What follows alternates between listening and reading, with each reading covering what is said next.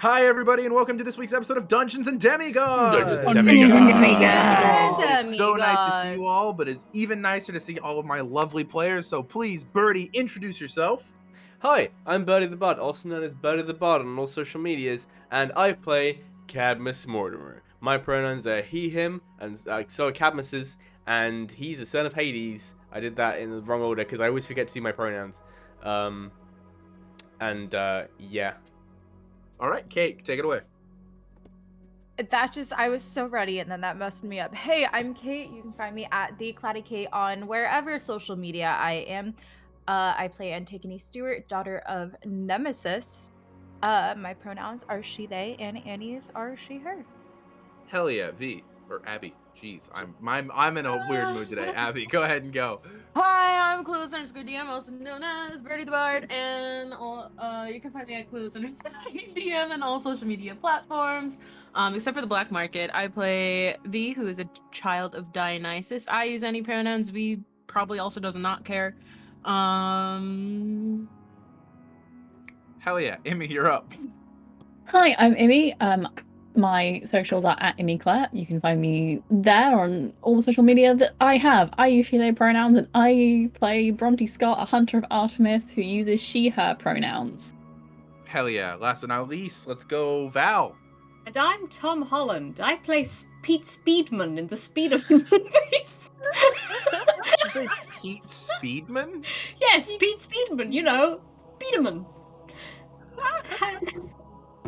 Hi, my name is Val. I use they, them pronouns, and I play Syd Young, who uses she, they pronouns, and who is a daughter of Hecate. Pete Speedman out. So we're killing Val's character again, right? No, Yeah. Val's the only one who gets Pete to live through this Speedman session. is now the canonical name for that character in the Demigods universe. I hope you understand Correct. that. And then Pete hi, there's Speedman. me, Aaron, also known as Obsidian Olive. You can find me as that everywhere. Getting into announcements real quick because there's some things that we like to announce at the beginning of every single episode. Burrty, will you tell us about the music that we have been listening to and am currently listening to? Hi, we listen to music here on This Show is a Mimic, and the music we have comes from two lovely people. First off, we have Arcane Anthems, aka Weston. You can find him on the Tickety Talks. He makes lots of D&D parodies of popular songs, but on his Patreon you can find lots of royalty-free music to add to your Dungeons and Dragons sessions or your live streams or any of your other creative endeavors. He allows you to use that absolutely free, and that means free. And as long as you just gotta give him some credit, because that's the nice thing to do. And the other person we use, the other person's music we use is Music D20, aka Will Savino. Very similarly to Arcane Anthems, I believe they've actually worked together on some projects. He makes lots of royalty-free music that you can find on his Patreon and on Spotify. Both of these people are on Spotify. And to use Will Savino's music, you just have to sub to his Patreon and ask permission via email, and he is more than happy to give people that permission. It was a very speedy process when we asked. Hell yeah. Immy, do you have anything you want to shout out? Yes, as well as all of the cast socials, you can follow This Show is a Mimic socials. We are at @ShowMimic on Twitter and at ThisShowIsAMimic on TikTok. You can also get merch to support our channel and to show your support. You can get t-shirts, mugs, stickers, hats, shower curtains, other things, and they are in our Redbubble, which is linked below. Or if you go on the Redbubble store and search This Show is a Mimic, all of our options will come up. And you can get Dungeons and Demigods merch. Very specifically. Hell yeah. It's really cool. There's one more thing we like to talk about at the top of our shows, and the fact is we now have a community Discord. So if you are a fan of the show, or even just want to like hang out and ask us questions and stuff, and join the community Discord. Oh, we lost Burrty there for a moment. You can click on the link in chat to join our community Discord. And that's where we have fun and hang out and do lots of cool stuff, and we ask questions and things like that. Other than that, I think that's pretty much all of our pre-stream announcements. But before we get into the stream, I do want to let everyone know with a warning. It has been a long week for a lot of our cast members, so we're going to try and do our normal length of show. But if it ends up going short, it might end up going short because a fair amount of us have had a longer time of it. as well as letting everyone know that remember the next 2 weeks we are going to take off for the holidays, and we will be returning, if I remember correctly, on January 5th with the next episode of Dungeons and Demigods after today. So we hope you all have a great Christmas and New Year and any other holidays that you might celebrate in that time. But yeah, I think that's kind of the state of how everything is going. Unless I had any other announcements that I missed. I got it all right, guys? I Hell have yeah. an announcement. It's that Oh, I really? just hit 10k channel points. Did you really? Yeah! I mean, Come at I me. know I have it's not. 38,000. I know Come it's at not me. that impressive, but I No, only but it's watched during impressive. Demigod, so. I might do something where I'd be like, oh, do 10k during Demigods, and Aaron might have to give advantage to the whole cast. Who knows? Who knows? Maybe. But with that, then let's go ahead and get into today's episode of Dungeons and Demigods. So, with the more recent sessions of Dungeons and Demigods, our group of heroes and adventurers have come together to go on a bit of an ally searching quest. Chiron, the master of formerly Camp Halfblood, now Camp Sewer Dump, has tasked these young demigods with going off and making contact with their Roman counterparts, a place known as Camp Jupiter, where several members of this party seem to have individual knowledge about these Roman equivalents. The group left camp to be immediately attacked by a serpentized minotaur and several other serpentine creatures, fought their way past that challenge, made their way onto a Greyhound bus, and is taken off towards New Orleans. We managed to sit with them as they talk through several of their issues, reconnecting with old friends or making new bonds with the newer members of the party. But one of our demigods fell asleep on the bus and subsequently ended up in a dream vision where they are alone on the bus. And there is this unlight coming from all of the bus windows. Everything's ambiently lit, but there's no rumble of the road, there is no sound of an engine. There was only V sitting alone in their chair when they looked over and recognized a dark-haired woman with a white blouse and a peacock gemstone-encrusted brooch sitting one row next to them as Lady Hera, Queen of Olympus, one of 12 Olympians, wife to Zeus, and matron of the family. With that, V, you sit in your seat next to Hera. What are you doing? So obviously I do my look around, and once I settle on Hera, I clock that it's Hera. I'm just gonna slowly turn to face back forward and put my hands in my lap, just look of oh fuck, oh fuck, oh fuck on my face, and I'm not gonna say anything. So you sit in silence for a moment, and as you sit there, you hear a voice. You would think, after the amount of time you have spent around your family, you would know when to greet a goddess.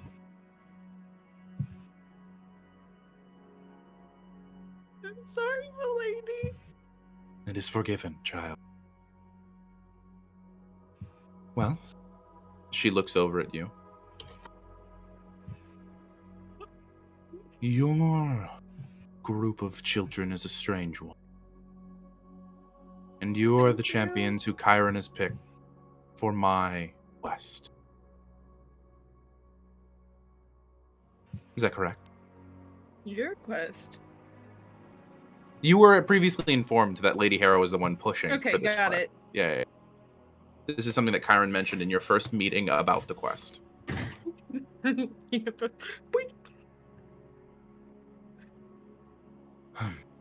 Well, you're not quite as knowledgeable as I had hoped. But I come to offer assistance. My family has been divided for far too long. And this group And as she looks around, you see almost phantasmal images of your friends sitting in their chairs exactly as they were when you fell asleep, appearing around you. You see Cadmus off in the background, arms crossed, sitting there. You see ahead of you Annie, very I was sitting similar. right next to Annie. I fell You were asleep sitting next to on Annie. Annie. You were on Annie. Yes, next to you, Annie, sitting there. You see behind you, by a few rows, Bronte, Syd, and Phoebe, all there. But this quest, even if it does have that lonesome leader who rejects being part of the family, it lacks a heart. I see you have fallen into this position. Of being a heart. Of being what binds the family together. I have been told I was sticky before. Yeah. The queen of the gods breathes through her nose. Like just full on the polite annoyance showing through.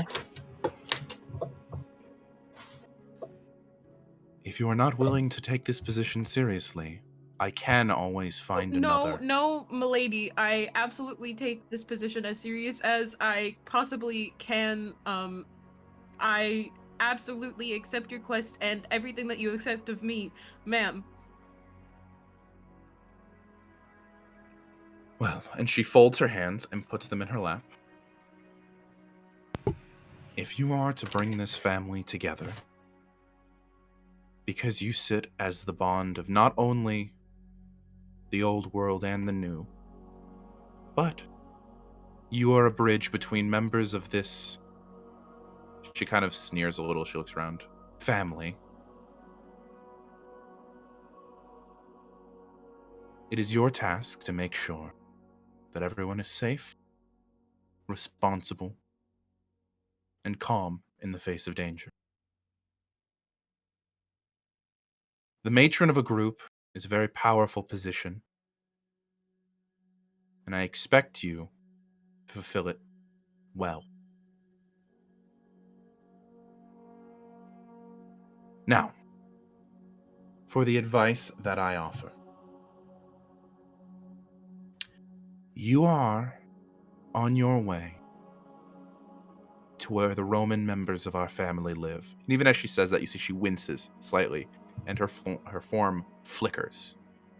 You see goat fur draped over her shoulders. You see a much more striking and martial makeup across her face. And then she returns to her previous form. I suggest that you gain the blessing of a god, a purely Roman god.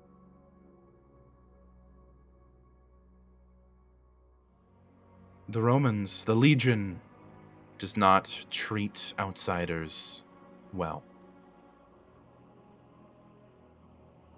If you wish to have entrance into New Rome, then you must come with a patron.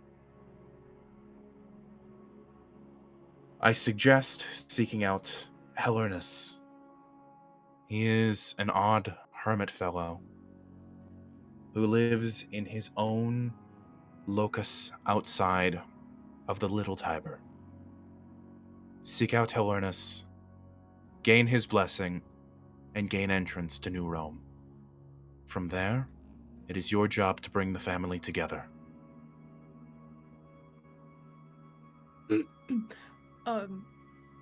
Milady? What, child? I'm going to say something, and I mean it in the most polite and respectful way possible. Understanding that you are an all-powerful, all-seeing being, and to you are awesome. Roll a cover your own ass persuasion check. Ooh, okay. Okay. Persuasion? Mhm. I'm good at that. 24. You see she like shoulders up with a little bit of like that pride of like, yes, I am all of those fucking things. Continue. This group, while you might see them as like ragtag, kind of underdogs, they're, from what I can tell, really, really awesome, super cool people. And I know if I fail, they will all make you very proud. They've made me proud so far, so I hope you see. We shall the see. same. Yeah. Currently, I judge them as misfits who would ordinarily not be welcome as part of the family. Besides, perhaps that one. And she gestures to Annie sitting next to you. The rest of them are Annie's outcasts. super cool, super awesome, super polite. Let me finish speaking, child. The rest of them are misfits and outcasts who are only being pulled back to the family table out of desperation.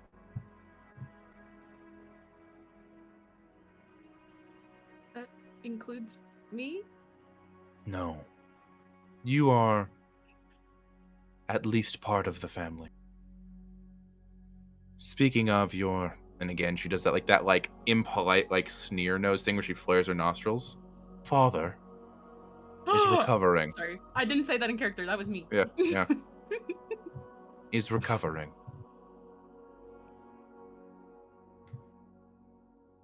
He's okay? Like... Delphine struck him a grievous wound, but he survived and Apollo has been treating him.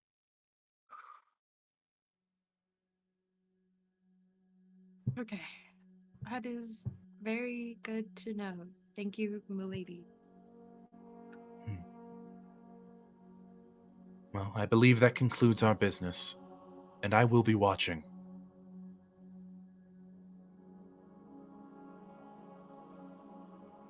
Goodbye.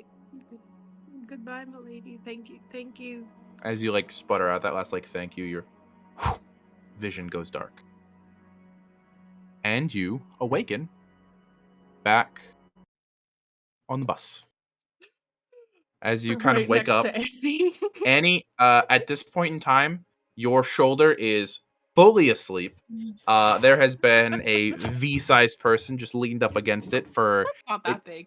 It's not that big, but it's enough with a constant Neither pressure. is Annie. Probably 6 to 8 hours at this point. And V, you wake up. It is middle of the night, probably closer to 2 to 3 a.m. Others have fallen asleep if they've chosen to do so, or they are up and awake. Show of hands who's asleep. No need to description or anything, but if anyone has chosen to sleep on the bus and long rest. No one long rested. Okay. I'm resting. I don't need to Yes. sleep. Yeah, you don't need to sleep. Yes. Okay. Yeah. But Cadmus, you would see V shake awake. And Annie, It's that would pretty obviously dramatic. wake you up. It's yeah. dramatic. I don't. That's wake why it up would awaken often. Annie. Yeah. Because again, you went on a full adventure with V, Cadmus. V never naturally woke up on their own. Not once. When V bolts up, Cad's survival reflexes kick in, and he also bolts up, assuming there's a threat somewhere. He doesn't say anything. He's just looking around for what spooked V. I'm gonna look back to Cadmus and just kind of go, right now, come here. And Cad's fully he's combat mode. He's got Basilius Edge in his hand, and he's like, "What is it? What did you see?" I just got misgendered by a god. That fully happened. That was fully, by the way, to the audience, letting you all know, we do not support misgendering anyone on this channel. That fully happened on purpose. Hera is definitely a turf. Yeah, Hera's super turfy. We don't like Hera. This is the anti-Hera house. Hera has JKR and energy. But Hera is JK Rowling, actually. Yeah. Oh. Is that it? Wait. Wait. Okay. God. Lady Hera just visited me in my squad. Yeah. What? Gross. Yeah. Yeah. And she called me a matron. Gross. Oh my gosh. What did she say besides just what? Okay, so I woke up, I was on this like bus, but it was just me, and she was like, all your friends suck. They're all really bad. Except for Annie. She likes you. And she's like, all of them don't want to be part of the family, but you gotta do it, and you're the glue, so like you gotta hold them together. Hey, you should seek out this Roman dude who's a hermit and leaves a little lotus As you're flower." complaining about this, V, roll perception check. Uh-oh. Also, can I get spelling on that name while they're doing that? Yeah. Yeah, sure, 100%. For everyone who's trying to take notes, it's HELERNUS. Oh my god, I did it. HELER. Heller. Nus. NUS. My thing is chat. Also, that's a 19. Okay. With that perception check, you very distantly, in the distance, hear the shrieking of a peacock, just faintly in the distance. Sorry, milady, you're real, milady. I hate how accurate that was. They I'm used to upset so at a this. peacock used to live in my back garden and would never shut the fuck up. See, I also had some that lived down the road from me growing up, so that's, yeah, I hate that. Wait, what Roman guy? V, on topic. V, I think Annie just fully takes their shoulders and is like, focus. Tell me what you know. No! I need to say it without insulting her almighty lady. Because we love her and respect her very much. Speak for yourself, but okay, Who carry did she on. tell you to see? Helen Keller. No. Inspiration. You get it. There you go. You can make the DM crack, you get Fucking inspiration. That's how that damn it. shit works. God damn it, Abby. Hellerness. Hellerness. He's Okay. a hermit, and he lives in a Okay, lotus flower. okay. Annie, I know you're gonna try and just RP having that knowledge. You're gonna need to roll me a religion she's check. like Okay, trying to okay. work through the. Okay. Can I If make you a want to know, yeah, knowledge if check? you want to know things, you can make me a religion check. But at the current baseline moment, none of you have any knowledge until you've made that religion check. Yeah, Annie knows nothing Oh, about fuck. Roman Okay. Roman Hang on, one mythology. second. One second. I'm gonna kind of like tiptoe, like kind of out of Annie's Okay. grasp and try to go wake up. Not an wake ending up her Isabel. other two friends. 3. Sid will turn to you and like, hi, you What? you Sorry? whisper really loudly. So Okay, you can hear I me. was- Bronte. Bronte, with your hunter's instinct, as soon as you hear your name, it's up. Bronte, What? I was visited by Lady Hera in a dream. so glad you're still alive. Me too. Oh. Yay, she's my favorite. Yeah, mine too. Actually, mine was genuine. The strongest dose of sarcasm in Bronte's voice. I don't understand. Why are we being disrespectful? Isn't she like the family goddess? Isn't she like supposed to be nice and she's stuff? our she's our matron. And the She- Also, queen. Miss Jen. Does not like demigods. Oh. There was a lot of information all at once. Okay. There's some more. We have to visit. Looking up Bronte, we have to get a Roman's blessing to Turnus, the hermit or something. He's a Roman god. Hellerness. Hilarious. Immy, with that, Hellenus, vaguely familiar name, minor underworld deity, had something to do with a lot of beans. That's like something that came up a lot. Used to. He's What's the- Can I make another Yeah. check with that knowledge? No, I'm you not can- sharing this knowledge. No, I took that into account when you rolled. Also, yeah, the Roman underworld is a little different. Yeah. So, minor Roman deity. Sacrifices to him were normally like black oxes, but he's the god. He's a minor underworld god and the god of beans. I love him. His day is the 1st of February, right? Did you just Google that? Because absolutely. No, I did research before this entire thing. Okay, I sounds just good, went but through yeah. and just googled a lot of demigods. Respectfully, you're a Mhm. nerd. Yeah, respectfully. Respectfully. Hell, Can I hand you my nerd hat from Annie and Bronte? Yeah. No, But yeah, that's 1st of Annie's- February is his holy day, which is long past this year. Because you guys are at the end of June. Who the fuck? Romans had gods for everything. Everything. everything. My favorite is Cloacina, goddess of the sewers. I like the one that's the goddess of the door frame. Yeah, hinges. hinges, door Mm. hinges. So she I wanna told you be to a find sewer kid. who again? Hellerness? Did she say why? Oh, yeah. So, Auntie, apparently. why are you holding your hands up? I did this, and then they just came here. Okay, so apparently, if we try to get into, what would you call Roman Camp Half-Blood? Camp Jupiter. I'm Jupiter. Camp Jupiter, whatever. Apparently, if we try to go in there just like without the blessing of like a patron, like Roman god, we might get shanked on the spot. That's kind of the vibe I was getting. Like, we're not welcome there, like, at all. Yeah. So she's like, okay, if you're gonna heed my advice, you should go talk to this patron god or hermit. He basically made him sound like a loser, but like in a good way, like in a we can manipulate him way. Okay. Oh. He's a minor god of the Roman underworld, and he's also the god of beans. Like baked beans. What? Specifically Boston baked beans, Boston. which is a No. candy for anyone who's not familiar. I think just beans. That's sick.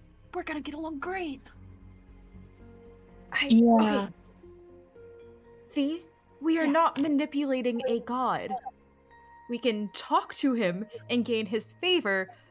You can't try to outsmart a god. No, we're not outsmarting him. We're just getting his help. Historically, Antigone, you could not be more wrong. Okay, Respectfully. also, historically, my mother went after people who tried to do that. I'm just saying, like, most of history is people outsmarting gods. I don't And most of history is my mother You hear going thunder in the back distance? and making I them feel like stare that at is their this own on a weekly reflection in a basis. pool forever. Somehow in the underworld, we still hear thunder. Directions to where Hellerness would be. He has like a sacred grove. Called the Lucas. Yeah. Yeah, it's called a Lucas. It's spelled Oh. like Lucus, but the second U makes more of an O noise. And what that is that's just the word for sacred grove. Normally groves that are like celebrations and stuff were handed into. The way Hera made it sound was like this is specifically his, and it's outside of the Little Tiber, of which I don't think any of you besides Cadmus and Bronte would know what the Little Tiber is. Okay, so he said, or she said it was in front of a little tiger in a lotus. The Little Tiber? I mean, that sounds like you're pronouncing it wrong, but yeah. That's the river that runs around Camp Jupiter. It Okay. kind of it's like their border. It's like what protects them. Things can't get through it. We have to get real close. We have a river of little tigers. That's pretty cool. No, pretty there are no tigers in the river. They're kind of more wolf people Oh, in general. not for me. Since we're talking about ways to get into camp, the whole reason I was taking y'all to New Orleans is because I'm black.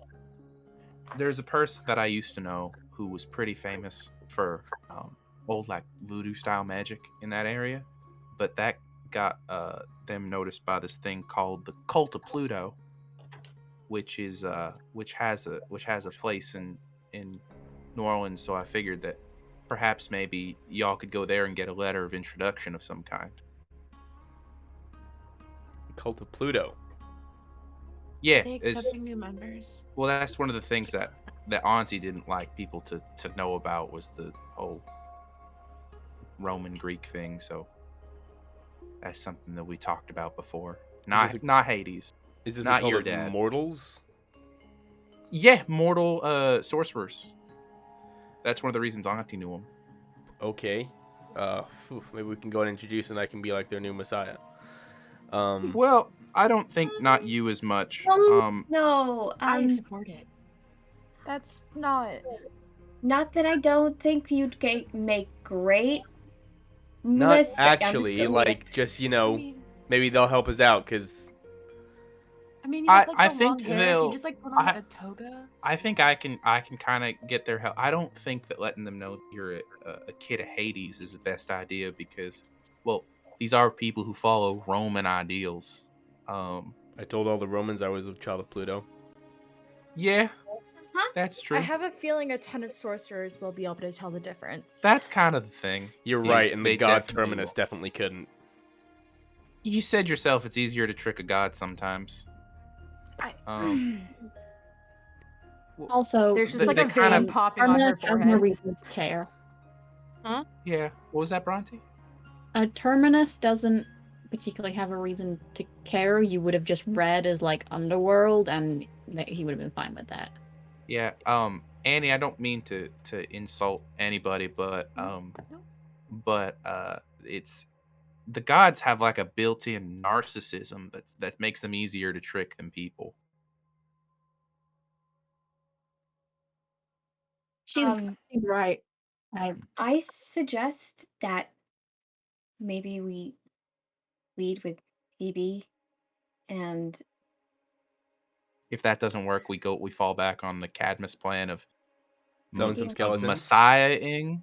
Oh, well, not Oh. skeleton. Can you do like precious minerals or anything? That Hades was more of a wealth god to the Romans. yeah, we'd like redirect just that.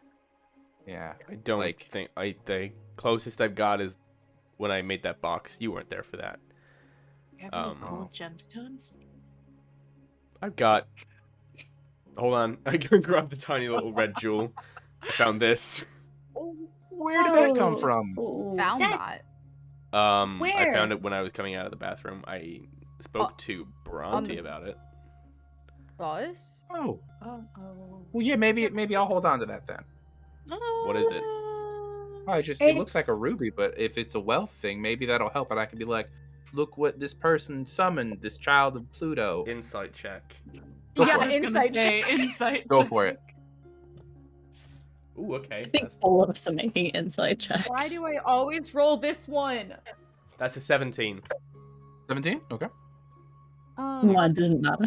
God damn it, she's gonna be like great at lying, isn't she? 15? I gotta, wait. I gotta. Oh, who did you bring on this quest?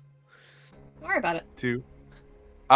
With that, just seems like genuinely trying to figure things out at the moment in terms of what you guys should do.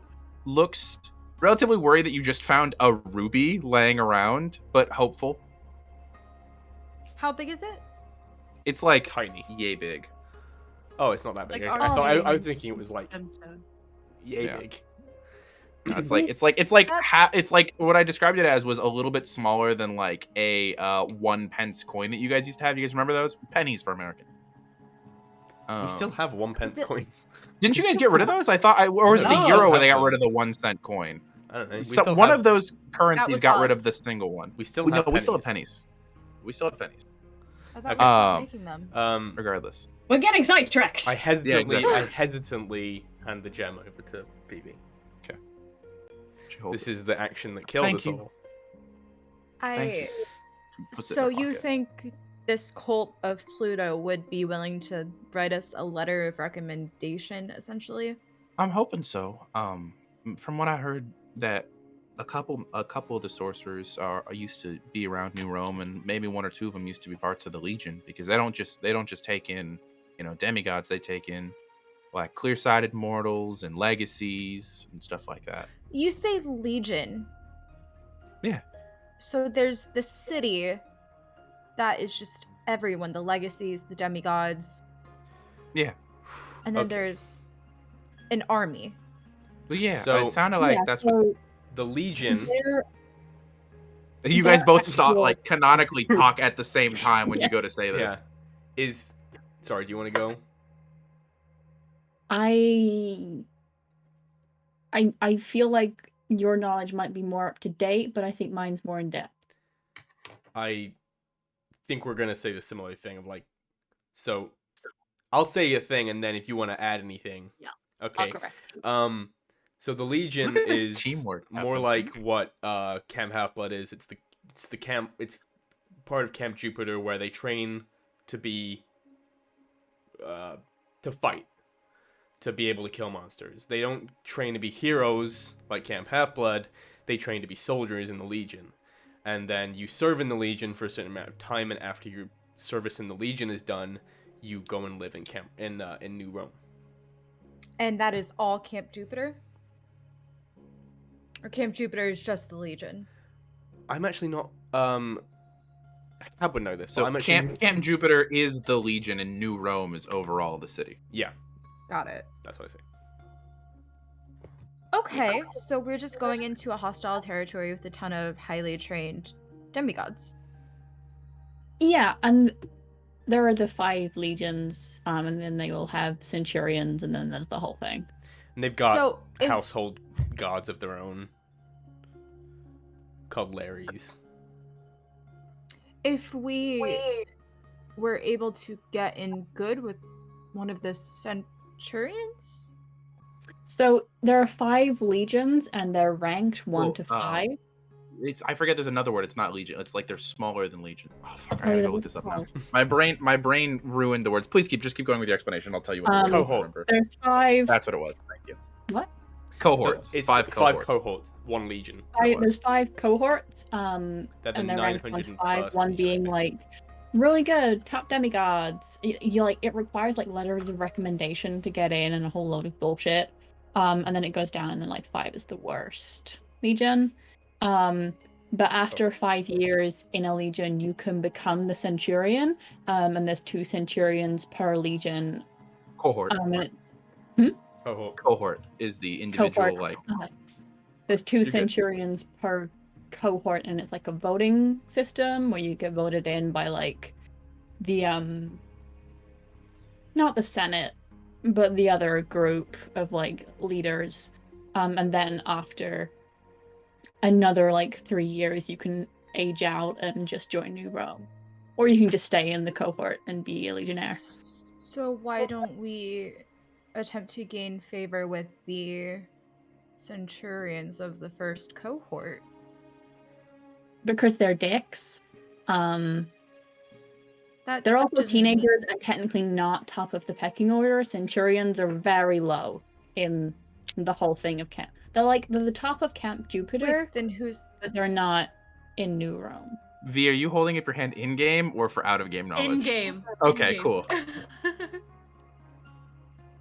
See? Are we just like gonna ignore what like Lady Hera said to do? Yeah. No, we're no, going I'm to saying go on top find of that. Hellenes. On top of that.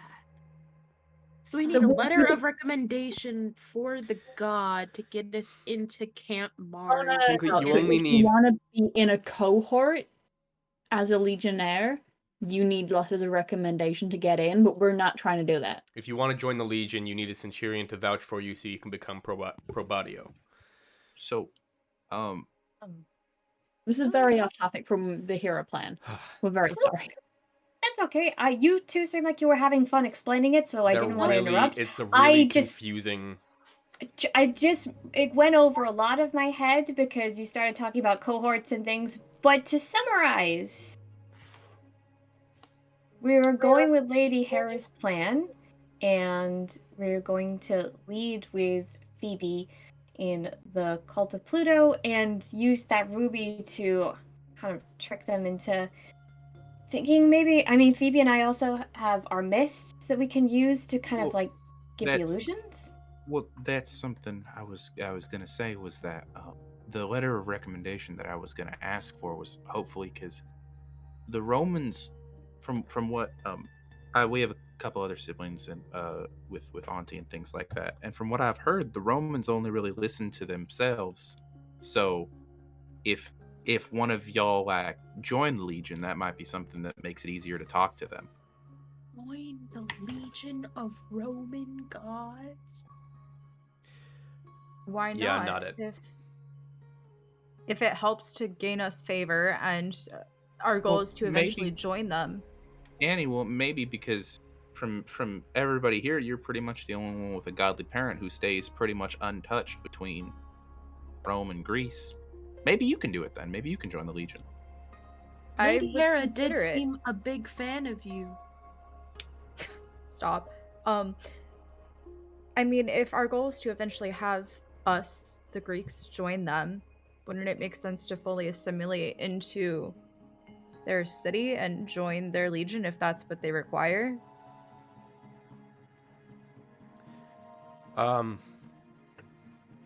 Being a legionnaire is a big thing.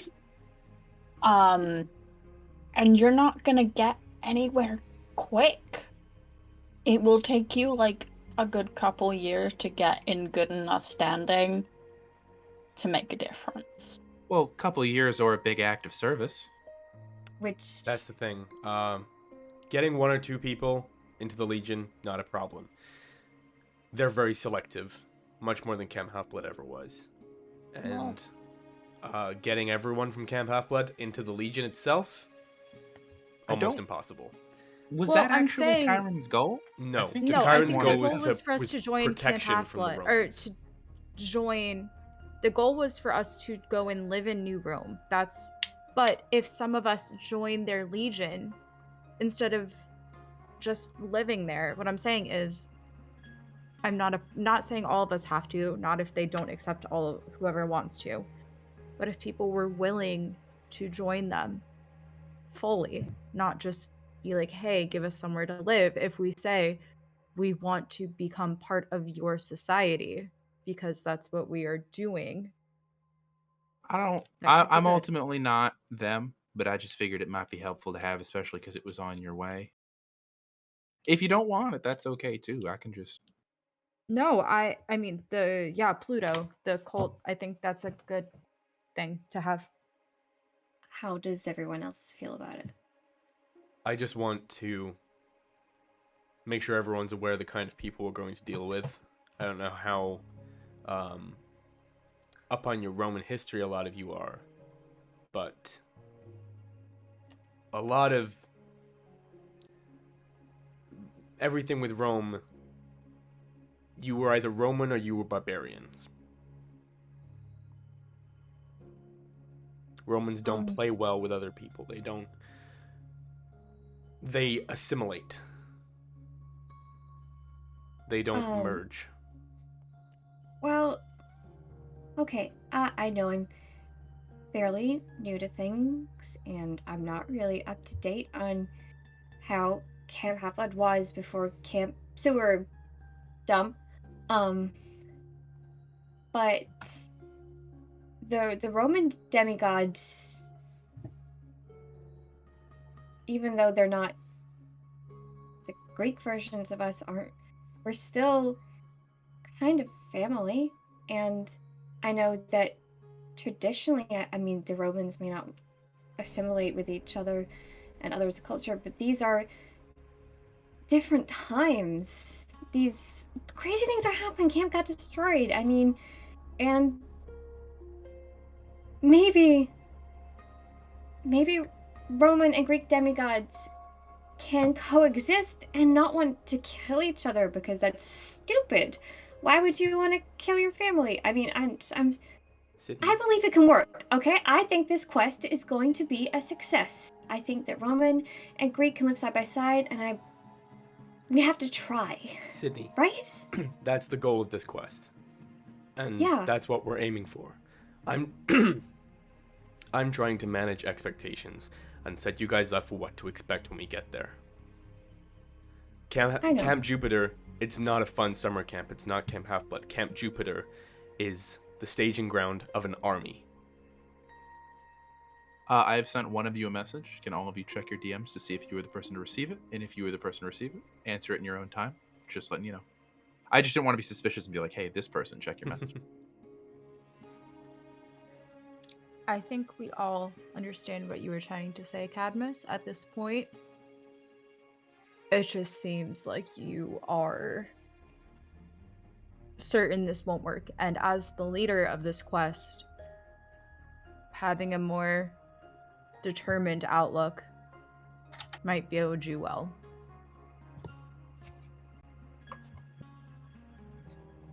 You can't begin these negotiations without knowing who you're going to be dealing with. And you have informed us. Thank you. That's all I wanted to do.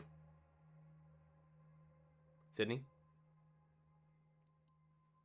I didn't know Camp Half-Blood as a summer camp. All I've known is Demigods at War. All I've witnessed is Demigods at War.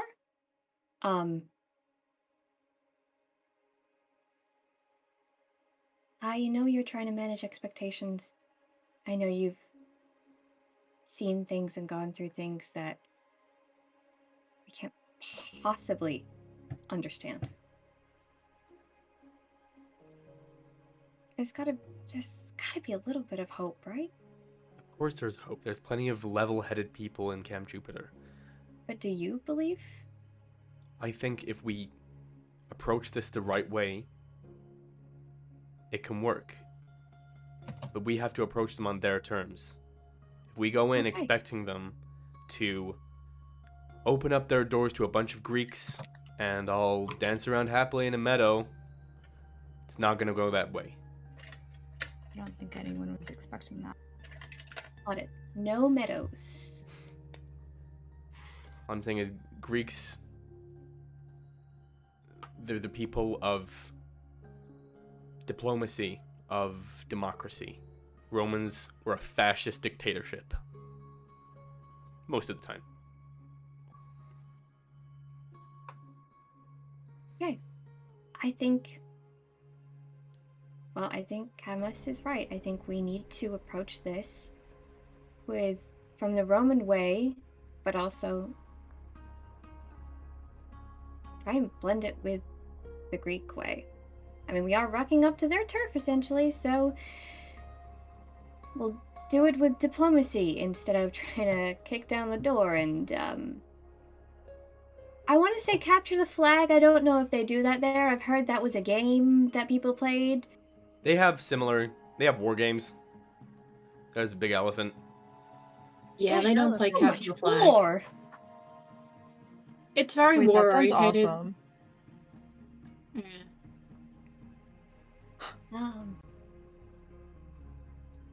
Okay, so New Orleans first, and then River of Tigers, or other way around. I think New Orleans first because it's on the way. And we have to Legion, drop that's what it Phoebe is. off. Phoebe's not coming with us past New Orleans, and Yeah, I know. Right. We already talked about that. Cadmus, are you still comfortable making that trip? Yeah, it takes a lot out of me to go long distance, so we may have to. I figure we can do it right before sleep time, and you can come back first thing in the morning. Yeah, that's a good plan. Yeah. Just be careful. Both of you. All right. So, then with that, when we get off the bus, and then with that, Phoebe's going to start launching into the directions that you guys are gonna head once you get off the bus, and that is probably gonna take the next large part of an hour. At which point, it's still gonna be late at night. Pretty much everyone else on the bus is asleep at this point in time. If anyone else has anything they'd like to do before we are done with the bus, because you guys are supposed to be getting there very early morning. did we get a long rest in? You will have finished a long rest as we're finishing up everything here with the light Got activity it. and things like that. You don't necessarily have to be sleeping for the whole time, but you do have to sleep for a Mhm. majority of it if you require sleep. What's up, Kat? Cad would like to bring everyone up to speed on major figures and players and the general layout of Camp Jupiter as he understands it. Okay. I don't really want to do that in character because it's just going to be a lot of me reciting things from the books that I'm sure people who watch Yeah. the show probably know or can Google. Yeah. With that, you would be. I'm essentially what you're going to do is you're going to, with Bronte's help, because Bronte knows the power structure, and the layout as well.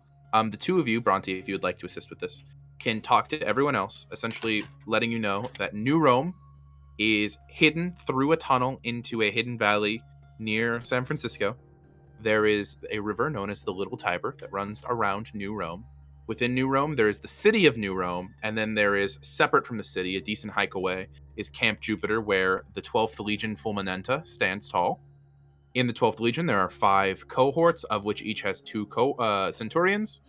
And then there are the two praetors, which are the people who are in charge of the Legion. These two praetors, being named Reyna and Jason, are the two who are currently in charge of the Legion.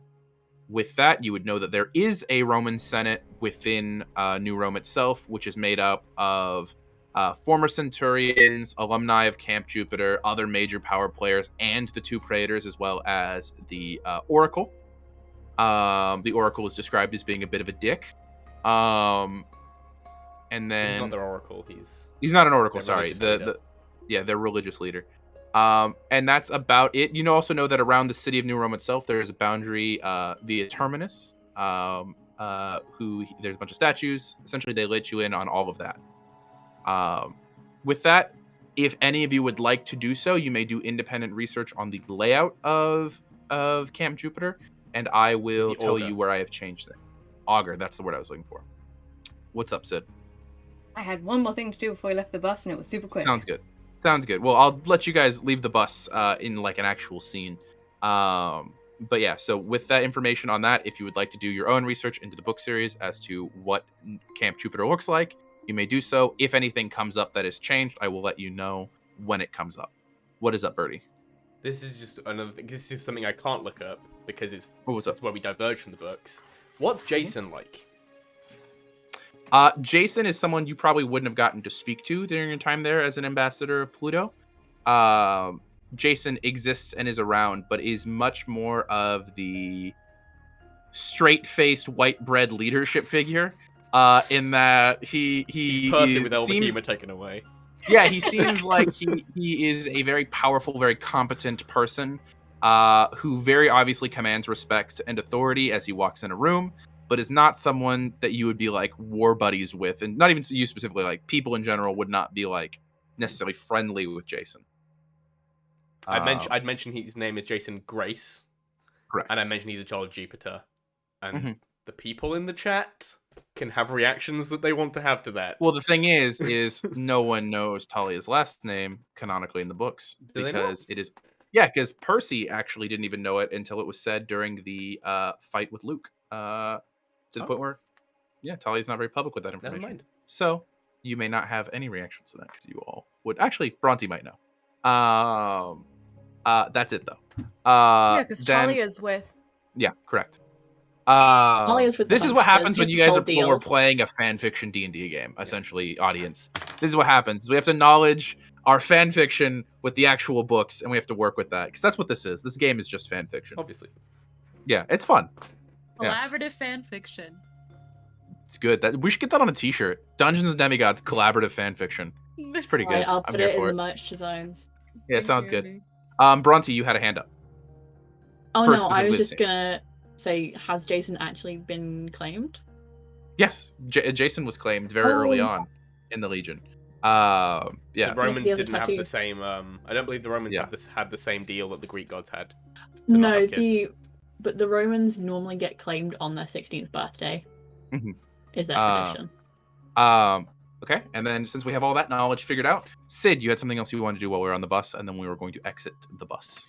At some point, I don't know how he'll react to this, but at some point, a paper plane will land next to Cadmus. You may do so. Okay.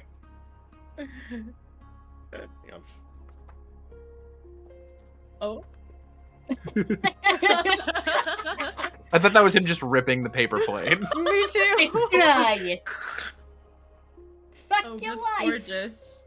Bing bong. Too quick. Bing bong. It's the quickest, shittiest paper plane I can make. Okay, and what is on the paper plane? It just says, "Thank you for trusting Phoebe." Aw, that's so sweet. I don't trust anyone. I'm waiting for her to disappoint me.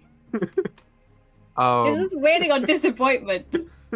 With that, eventually, dawn will break. Oh, sorry, I see a V hand. What's up, V? Just at some point, literally a quick 5-minute prayer in my head to my dad, just like basically 100%. saying, "Love you, mwah, hope you're doing better. I'm glad Apollo's taking care of you." Mwah, mwah, mwah, mwah, mwah, mwah, mwah. You have no idea whether or not he's conscious yet, because you do not receive a response. Gossip. Yeah, eventually dawn breaks. Those of you keeping watch and have made it very clear that you're keeping watch outside of the bus, do so. During that time, from the relatively, even though there are a lot of you, it's a relatively minor sense of demigods at the moment. There is no attack during this time. You do not see any monsters, and you eventually pull through the Louisiana swamp, Louisiana bayou, pulling through the larger portions of New Orleans, the city, or as Phoebe says it, New Orleans. Nah. With that, you eventually get off of the Greyhound station, and Phoebe begins to lead you. And those of you who have not been before, several of you may have been there. That's up to me, up to you guys whether or not your characters have been there at some point.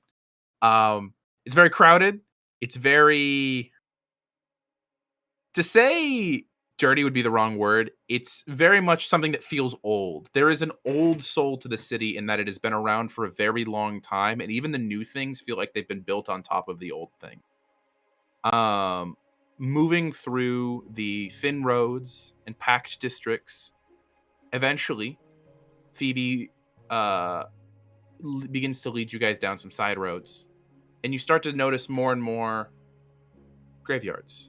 Sections where there's large stone catacombs and different things that are pulled up out of the ground. You see crypts of different kinds, as opposed to the normal just gravestone. And eventually, nestled between, it looks like, two separate graveyards, Phoebe pulls up to a building after you guys have walked probably more than a few miles at this point. You guys got off the bus around 7 or 8 a.m. At this point, we're pushing towards like 1 p.m. You guys have been walking for a long time. I offer everyone toffees as we get off the bus. Absolutely, you may do so. Hey, have a toffee. The old woman that you are. I saw a hand from Cadmus. Do I get the impression there's an entrance to the Underworld anywhere near here? Why don't you roll me a spellcasting check? Thank you. D20 plus your con. Yeah. That is just my con. Yeah. Not my spellcasting modifier. That's your spellcasting modifier is your con. Oh, not my attack bonus, rather. That's an 18 plus 5 is 23. This city is a fucking Swiss cheese of underworld entrances. There are underworld entrances every couple miles. I'm glad we took the bus. It's like the New York City subway. There's just one every block. It is fucking everywhere. This place, honestly, Cadmus, you've not been to this city before. This feels the most underworld-esque aura of any city you've ever been to. And not in a threatening or particularly violent way. It feels like old magic and stonework. It smells like home. Yup. And what is everyone's passive insight? Just your insight plus 10. 11. Okay. I'm not a wise boy. Or an intelligent boy. V, what's up? Insight wisdom? Yeah. Plus 10? Yeah, it's 9. Yeah. What else? Yeah. That should be. That's Also incorrect. 9. Hold on. Yeah. Okay, what else would insight be if not wisdom? Charisma. Charisma? Charisma. Yeah. Mine is 15. Oh, that's pretty good. Insight, not perception. Correct, insight. 13. 13. All of you, because she rolled absolute shit, including V, would be familiar with the fact that Phoebe is visibly anxious walking around. Like, her dark skin has taken on more of like a pallid tone. She's very obviously like hyperventilating a little bit. Her curly caramel hair is like floofed with the moisture and the humidity, and is like digging her own nails into her palms as she's walking. Yes, Syd. As soon as I notice she's anxious, I'm going to just try and take her hand and squeeze it and walk with her hand in mine. Sounds good. I see one from Annie as well. So noticing that she's nervous, I'm going to kind of fall a few steps behind and Okay. watch where she's watching to see if there's anyone kind of trailing us or I'm not what even going to she's need to looking. make you make a check for that because her eyes are, besides the occasional darting up to look at like streets and stuff like that, are focused, almost scanning the ground. And as Syd grabs Phoebe's hand, she like, all right, you're right. and then she's gonna like close her eyes, and then just look straight forward as she's walking. It is also just looking straight forward. Okay. As you guys are walking, eventually Phoebe comes to a stop between two graveyards, as I said earlier. And there is a really, I don't want to say the word shitty, but ramshackle might be better. Building between two graveyards that looks to be 2 to 3 stories high, made entirely out of wood, and the street actually drops off near it, and after a few feet is just mud that then mixes with the wood sides of the building, where you can see, let me pull up my notes, in faded letters, it says, what is the name of this place? The Elis Theater, ELIS Theater. Yes, Syd. Before we get too close, Sid is gonna like swing around so she's looking at Phoebe and with the rest of the group behind her, and she's just gonna like, if Phoebe will let her, she's just gonna take her face very carefully and just say, "I've never had anything bad happen to you, okay?" Oh yeah, it's just being close to home's got me on edge. Okay. I will keep us safe, I promise you, okay? Okay. Nothing bad is ever going to happen to you. Not anymore. Not anymore, okay? It's what Auntie took us in. What's up, Cad? Seeing this, could I find an opportunity to pull Syd aside? So Syd is having this conversation. And at first I'm gonna let the others, if they have a first reaction they want to the building, and then I will let you know if you can pull Syd aside. Because this is kind of all happening at once. So you see that they're having this conversation. I'm gonna let the other three, if they want to do anything at this exact moment, let me know. And then otherwise, absolutely we'll let you have that. Does that sound like it's a good order of events? Okay. Yes. Okay, Annie. Seeing that Phoebe is clearly worried about something and Syd is saying, "I won't let you get hurt," she's just gonna pop. Very loud noise that all of you can hear as plates of celestial bronze all pop into place around Annie.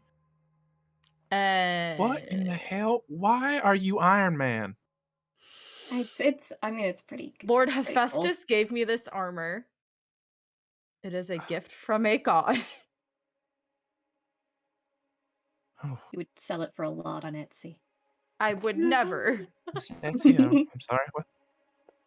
I'll explain it to you later. Okay. Phoebe. And yeah. No, I don't use the internet a lot. It was demigod thing, and I was poor growing up. I didn't have a computer in my house. Okay, I thought it was just me who was going to be confused on the Etsy thing. I don't know what that is. But normally when Syd says, I'll explain it later. Like she tried telling me what Tumblr was at one point, and I didn't get it. I would have to go to Tumblr 2016 Tumblr. Glass is a glass. I thought a Tumblr was like the thing on a lock, and then there's a lot of. And she like takes her hand and starts like she gets very red. There's a lot of stuff going on Tumblr. Inappropriateness. You need like something to drink? I'm just gonna fully turn away and just nope. As this conversation is happening, by the way, Cadmus, this is the point in which you would notice Syd is kind of like taking a step back with the conversation if you want to ask Syd a question. Yeah, he'd like to just take her out of way of Phoebe and talk quietly. Is there a danger here we need to know about?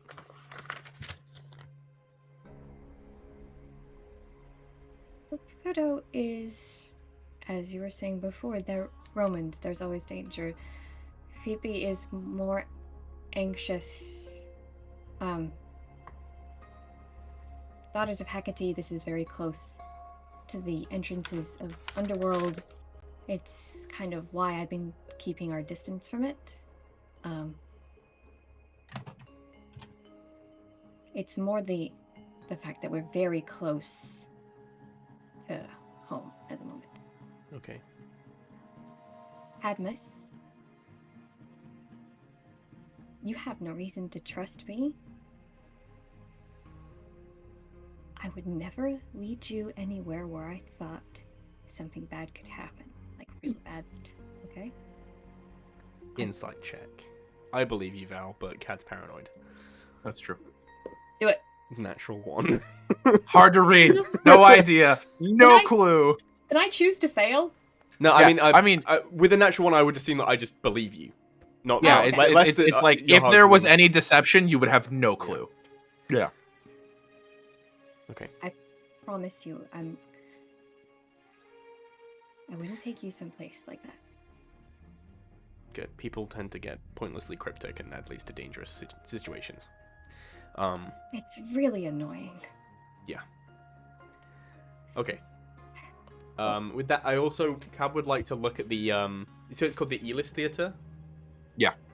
Can I look Can at you that and spell see that, if I please? can see through any mist? ELIS Theater. Wait. Absolutely. I want to try and perceive through the mist and see if it Roll me called perception anything check. else. What's up? I What's would up? like to as well. Okay, I yeah, really both of want you to can see do if it. there's any illusions around this place. Yeah, Yeah. both of you. I mean, yeah, roll perception check along with Cad. I'll let 19. the two of you be the ones to make that check. I roll with advantage because Elis is a weird name and sounds like something the mist might turn Wait, something into. that's... Well, I rolled a 13 and a 12, so that is... 18. Okay, give me just a moment. We getting whispers? Yep. Friendly reminder that this session was brought to you by So, Aaron... is brought to you by Aaron's Anxiety. Yay! Oh no! So, I was gonna say Aaron, This who's is what I get super from my cool, perception check? and- no, this is a different thing. Okay. So for the two of you making your perception checks, with that, you would see that there are currently no illusions on the theater itself. However, looking around, mortals, for whatever reason, if they're on the sidewalk, get off the sidewalk, cross the street, and go on the opposite side of the street of this theater than the theater itself. And they seem to just be avoiding the stretch of road in front of the entrance. You have no idea why. It looks like totally serviceable concrete to you. And then you kind of like flicker your eyes for a second, trying to see through that mist, giving it a squint. And you can see that for everyone else, it looks like there's just a large puddle there. And that inn is just a building that is within the graveyard, that there's a full fence in front of it and everything.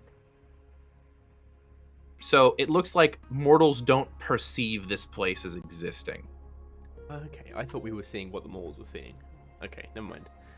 No, you came in just seeing it. Yeah. Before we go in, Cad's just gonna, hey Phoebe, Yeah. can I hold on to that ruby, just in case? Oh, shit. She starts like patting around at her pockets. Did she hold on to it? Yes, she did. She pulls it out of pocket. Now, I was gonna do it as a whole like reveal thing. Are you sure? Well, I can like pretend to summon it. All right. She's gonna take a minute, close her eyes, and here you go. And she puts it in your hand. Insight check that weird, whatever she was doing there. No, she was doing that thing where she's like anxious about handing it over and gives it to you. Is what I was trying to convey there. Okay. I'm gonna take it and put it in my pocket.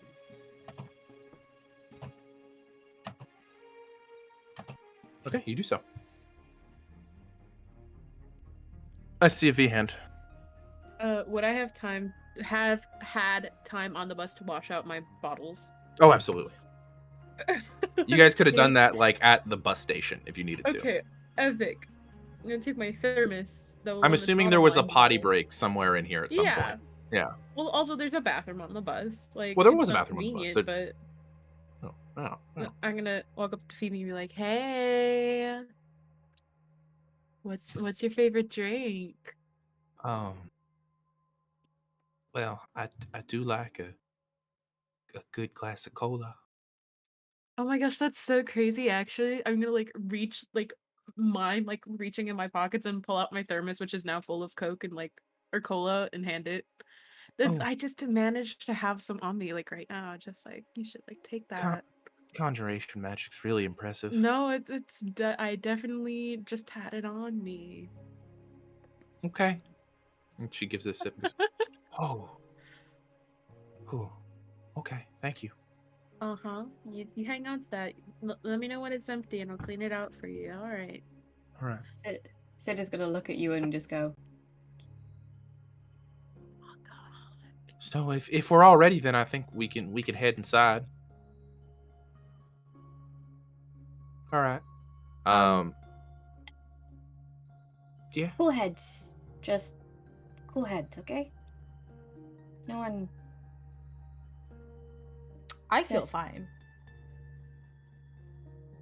Okay. Just super cool heads. Just super cool. I believe, Immy, your passive perception is what, 17? Okay. As you guys are stepping forward, you kind of look down in the mud, and there's just like a whole ass gold coin on the floor. Not a drachma. This is like U.S. Mint gold coin. But as you guys kind of step forward, Phoebe on the door. Hello? Yes, darling. Give me one moment. And you hear like steps and then of a door opening. But at the current point, the door is only open like maybe 6 inches, and you just see like a pale nose sticking out of the door. What is it? I'm here to speak with the proprietor of the theater. We are looking at her, darling. What is wrong? Oh, my friends and I are on our way to see the Legion, the Legion, and we were hoping that maybe we could work for a letter of recommendation. I've heard from my auntie that you used to be a member of the Legion. Let's see. And you see, sticking her head out of the door, looking kind of behind Phoebe, there is a tall, dark-skinned woman with hair like cut in like a very clean bob, where she has a golden like nose piercing and 2 golden lip piercings, and is wearing just like a very thin black dress that kind of like hugs all the way down to the ankles. Yes, let's see here. Underworld Child, Huntress. Ooh, this is interesting. And bites her lip a little, and like you hear like a cling of the teeth on the thing. Yes, this is an interesting little bunch. Please come in, come in. Sorry, I'm doing this a lot. Barney, Insight check. Elastigirl super suit. Yeah, this is Dynamite. What is it? Who are you? Who are you? What do you want? Who are you? What is it? What do you want? I'm sorry, I'm doing this a I lot. see. Insight check, please. Sorry. Oh, go for it. Go for it. 100%. Also, I see a hand from Bronte. Yes. How old is she? Slash.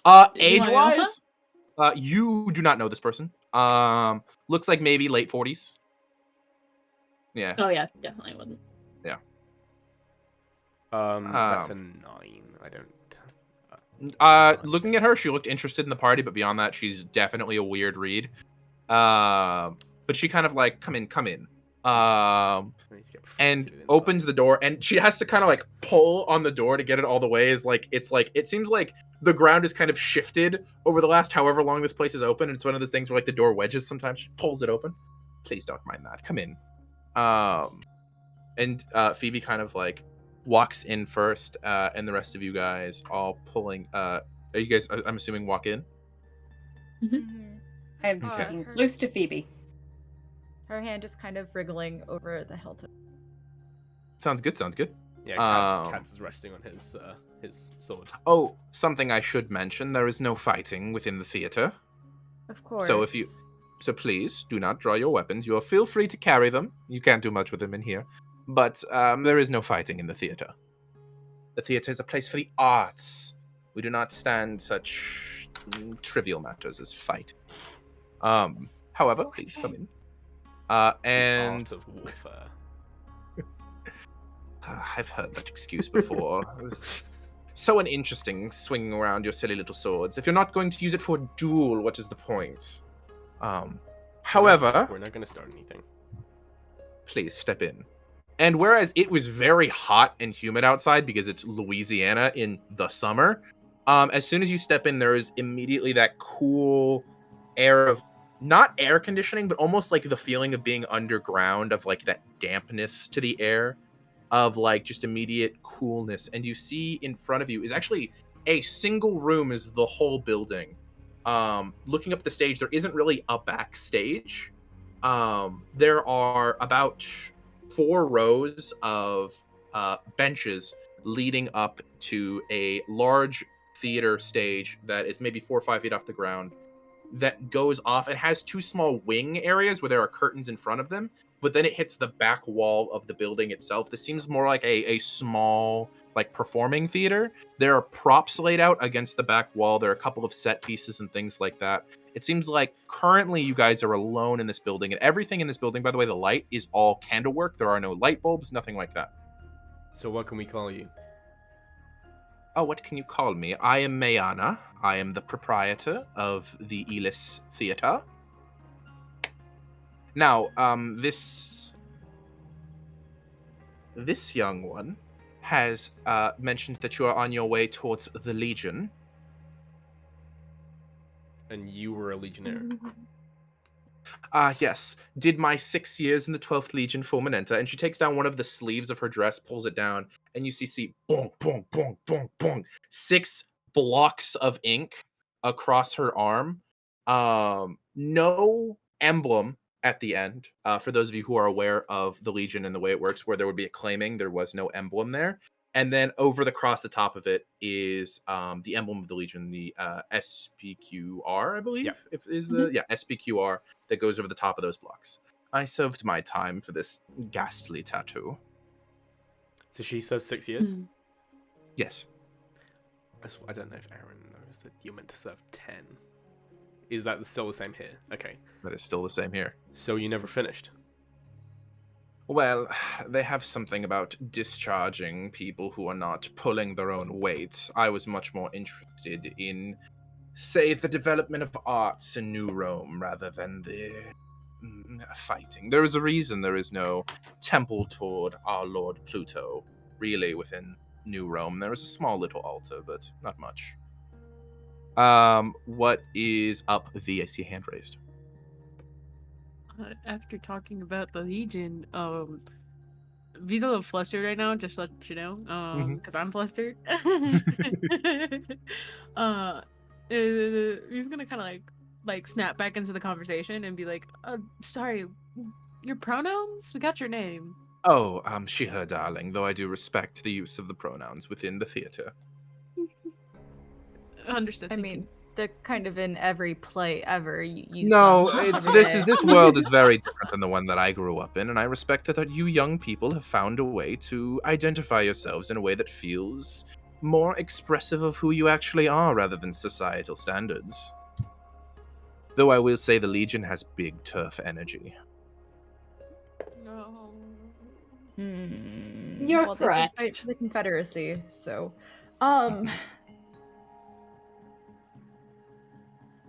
Phoebe, So, you what is mentioned it you- working for the letter? Well, yeah, most of the time you have to do some sort of act of service or something to get recommendation. Right you are, darling. This young one... Now, I wouldn't be able to write letters for all of you. Perhaps maybe an introduction letter if it's just for your... I'm sorry, who are you?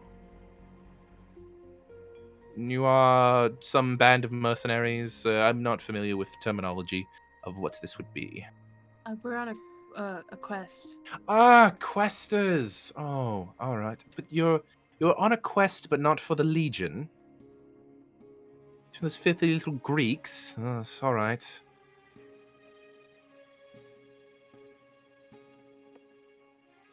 Anyway, so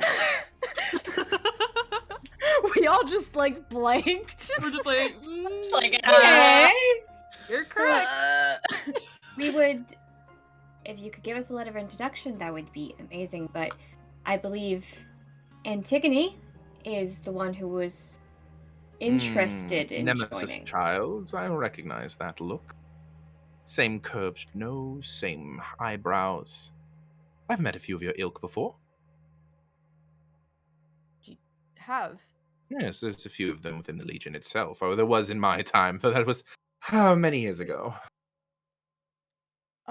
Did you ever meet a boy couple years older? I've met Right. plenty of boys, darling, but No, no, I would not remember any nemesis child that was male. Not within the Legion, at the very least. Thank you. However, if you are willing to do work, Well, it turns out you could be of some assistance to me for just a simple letter of introduction to the Legion. I'm putting on a play tonight, and I'm a bit light in terms of actors. Nobody wants to come and spend time at the theater when there's a snake war going on.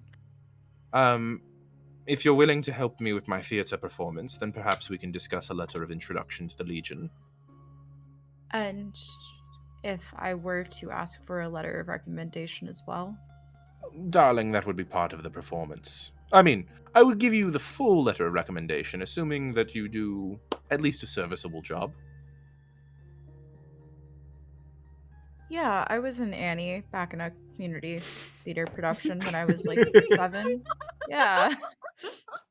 Um, I wasn't Annie. I find Yeah. that piece derivative and frankly boring, but perhaps we can make you into something a bit more talented. Great. And in the House of Pluto, I will say that it is customary to give tribute when you enter the house. Obviously, I pulled you in via invitation, but if you're going to work, every time you enter or exit the theater, we ask for a small donation towards our Lord Pluto. Do I have any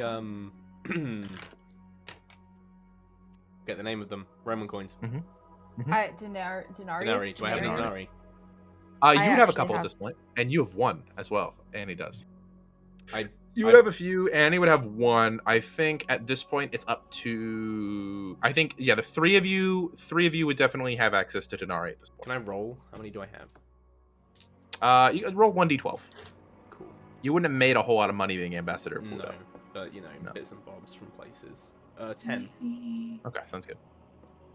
I'm gonna put 2. Bronte, if you want to roll 2d12, you can. I think I have. I think we did actually at one point. We did talk about this. Yeah. Regardless, I'm gonna put 2 Yeah, denarii. I got 19 denarii. a single denarii per person is generally what is considered appropriate. I'll put a denarii in for myself and for V. Okay. I hand over my single denarii that I've been clutching onto for months now. Before she does that, I'm gonna put 4 down for the rest of us. Whoever pays the toll pays the toll. With that, darlings, if we would like to speak about the production that you shall all be in today, we will be. We're all in What is this. Yes, you will all be taking part. I need a full cast, and if you want to How work big for a is letter your of recommendation, show? it's only a 5-person show, actually, darling. So one of you will not have to work. I'm going to say you, and she looks over at Phoebe. I want to talk to you for a little bit. You interest me. The rest of Oh. you can take part in the performance. Yeah, if you want to talk to Phoebe, I will also be there. Oh, darling, I didn't mean in terms of pulling someone. There aren't very many private places in the theater. There is only the theater itself. I meant in terms of I feel as though enjoying this one's presence during a performance of their peers might be more interesting than the rest of you. But with that, those of you who are here, you can perform my new play. My cast members could use a night off. It is called The Twins of Jupiter. I've been working on it for some time. Who are your regular cast members? Oh, they shall be arriving in the next few hours, and they can help you rehearse for our showing at 7 tonight. But if you want a letter of recommendation, I'm going to need to see some work out of you. Yes, of course. This is an honor to perform in the space of such a well-established person. Yes. Well, let's see here. nudging. You shall play Lynceus because you look like someone who would be able to see in the dark. Points at Cadmus. You shall play Idus, looking at Annie. His twin brother. You, looking at V. I can't decide whether or not you should be Castor or Pollux.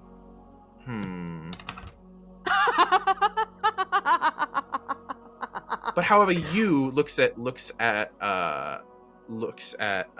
Bronte. You look so noble. You are perfect Jupiter. And then you can be either the other Castor or Pollux, whichever ones you wish you would be. Can I get Cadmus's character's name one more time? Idus. IDAS. No, No, I thought I was Lynceus. Idus. Sorry, Idus, the other one. Sorry, Lyn- yeah. L- Lynceus, which is Lynceus. Thank you. Are you sure Did you buy a Cadmus play, shouldn't Aaron? play the noble character, and Bronte plays Zeus?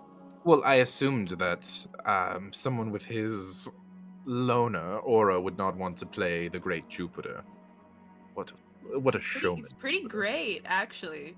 Yeah, Mhm. maybe. I think Maybe Cadmus, you would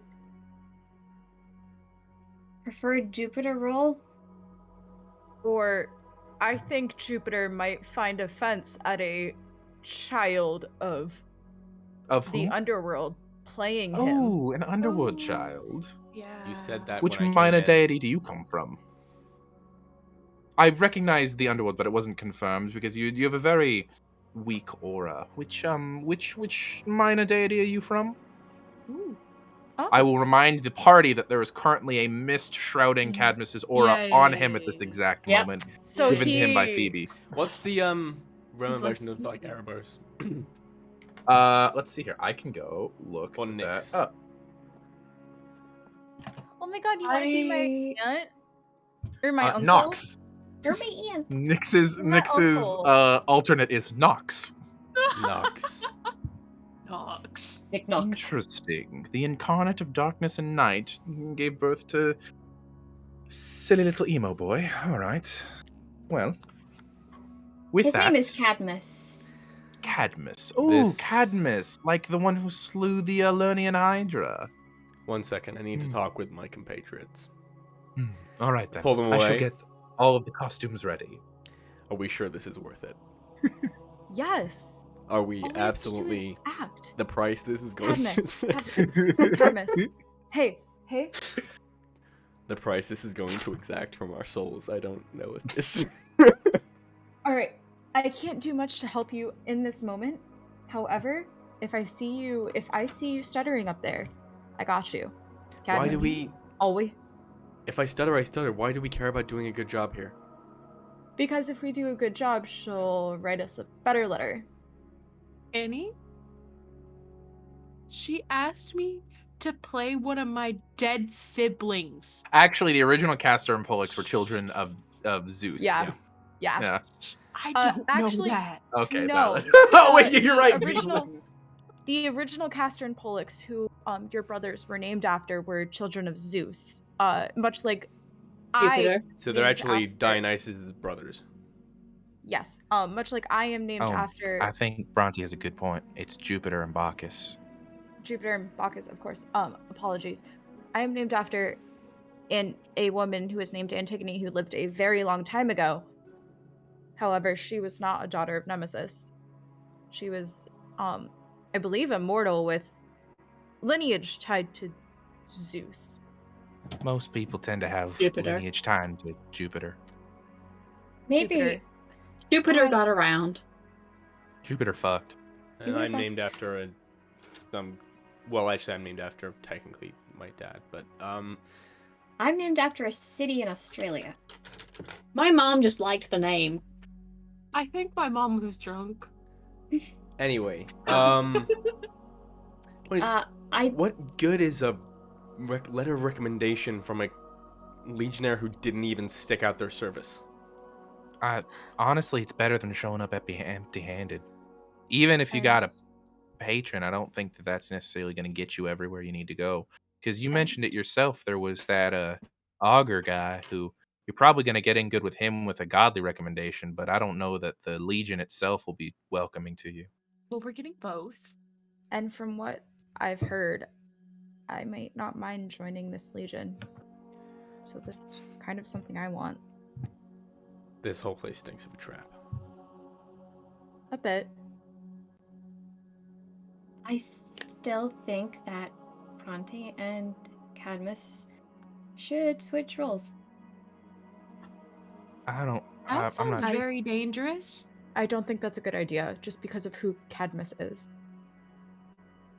I I'm think good Just go with it. look fine. at just looking at Cadmus and then look at the other two and be like, yes. Two sets of twins in this play. I'm good with it. I'll be Jupiter. Great. I look He'll be- at the ceiling. Wonderful. Like, okay. I think Annie hesitates. I don't waiting for, think like, anyone lightning to asked. strike. I don't think anyone asked I don't- Bronte if she wanted to switch. Thank you, Phoebe. No one did. And also, I don't think it's up to us to switch. I think we just need to play by Mayanna's rules. I Cadmus, don't it's a care. play. Yeah, It's a play. I'll play whatever. I'll say the words.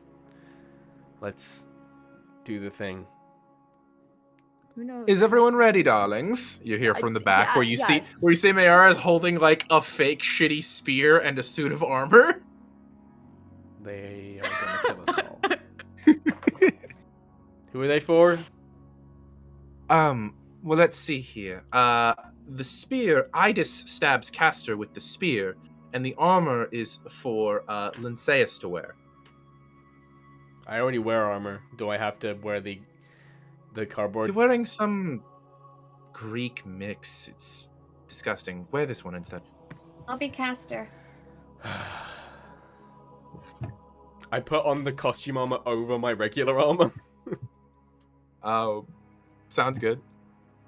Well, to give you a bit of a synopsis in the story of how everything is going, I'm sure you're aware of Castor and Pollux, the children of Jupiter. But with their story, this is this epic tale of two sets of twins who have this feud over the course of their entire lifetimes. It's very tragic. So, Linceus and Idis were cousins with Castor and Pollux, darlings. And when it came down to it, they both wanted to marry the same women. And they were engaged to Linceus and Idis. But Pollux and Castor carried them away and ended up marrying them in secret. And each of them fell deeply in love and had children. So later, when they had another instance of meeting up with each other and doing business, Linceus and Idis snuck around and duped Castor and Pollux into letting them steal the entirety of their hoard of cattle. And Castor and Pollux were offended by this. So years later, in actuality, we can actually trace this story back to the origins of Rome itself.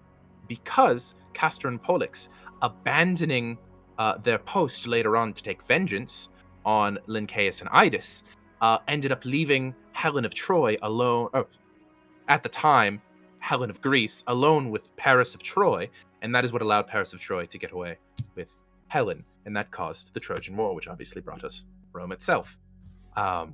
So, with that, when Castor and Pollux tried to reverse steal this cattle herd years later, Idis and Linceus caught up with them.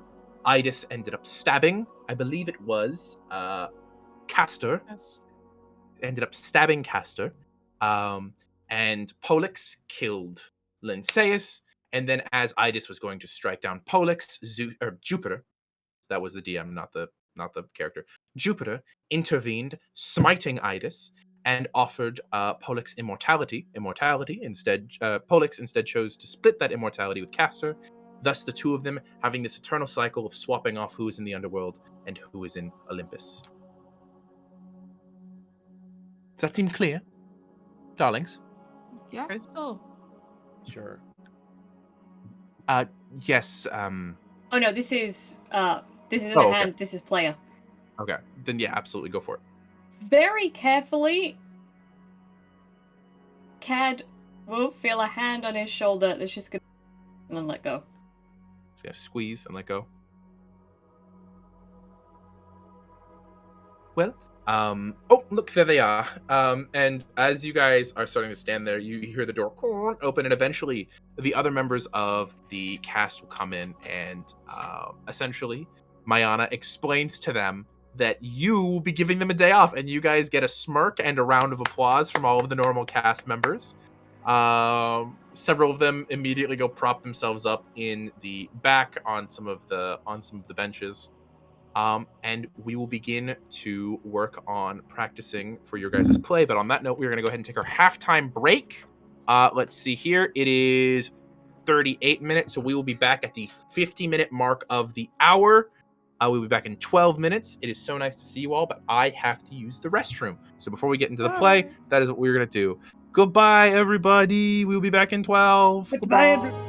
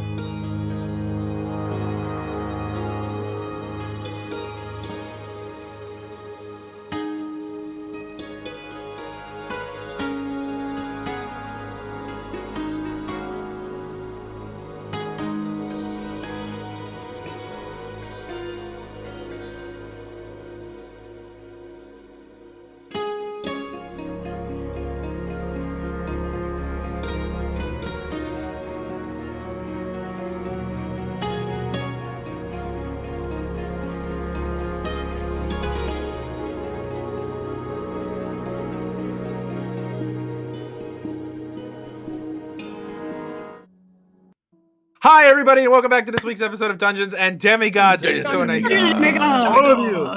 Hi, we're back from our break, where essentially we took a little bit of a break because the demigods, instead of fighting monsters, taking down bad guys, or tricking gods, are going to be taking part in a theater performance. With that, they have been over the course of what's happened in game is they are required to assist in the performance at a place called the Elis Theater, run by a group known as the Cult of Pluto. Each of their characters have been working with their counterparts to take part in a 5-man play known as the Twins of Jupiter, where they go over the deaths of Castor and Pollux. With that, we have a wonderful little cast list of playing Linceus and Idus are Cadmus, Burrty, and Annie, Kate, who are going to be taking part as the not villains, but more of the people who instigate the violence in this story. We're the villains. Well, I mean, you guys were the ones who were wronged originally. Castor and Pollux were the instigating wrongness. Castor and Pollux are going to be played by Syd and V, respectively. Val and Abby, respectfully. And then playing our wonderful Jupiter is Bronte, one of the Huntresses of Artemis. Getting into it, it has Kate, real quick before we I'll let you ask that question in a second. So getting into it, the 5 of you have spent the last few hours going over the lines and actions that you'll have to take part with in the Twins of Jupiter play. You guys are going to be essentially what we're going to do is we're going to treat this where I'm going to be telling the story of what happened. And when we get to certain key scenes, I'm going to have some of you roll to see how well you do. And then if you do well or poorly, we're going to let you guys narrate what happened specifically. And then, depending on how well you do, Mayana will be able to give you a letter of recommendation to the 12th Legion Fulminanta. So, with that, as you guys are getting ready, we should set the stage.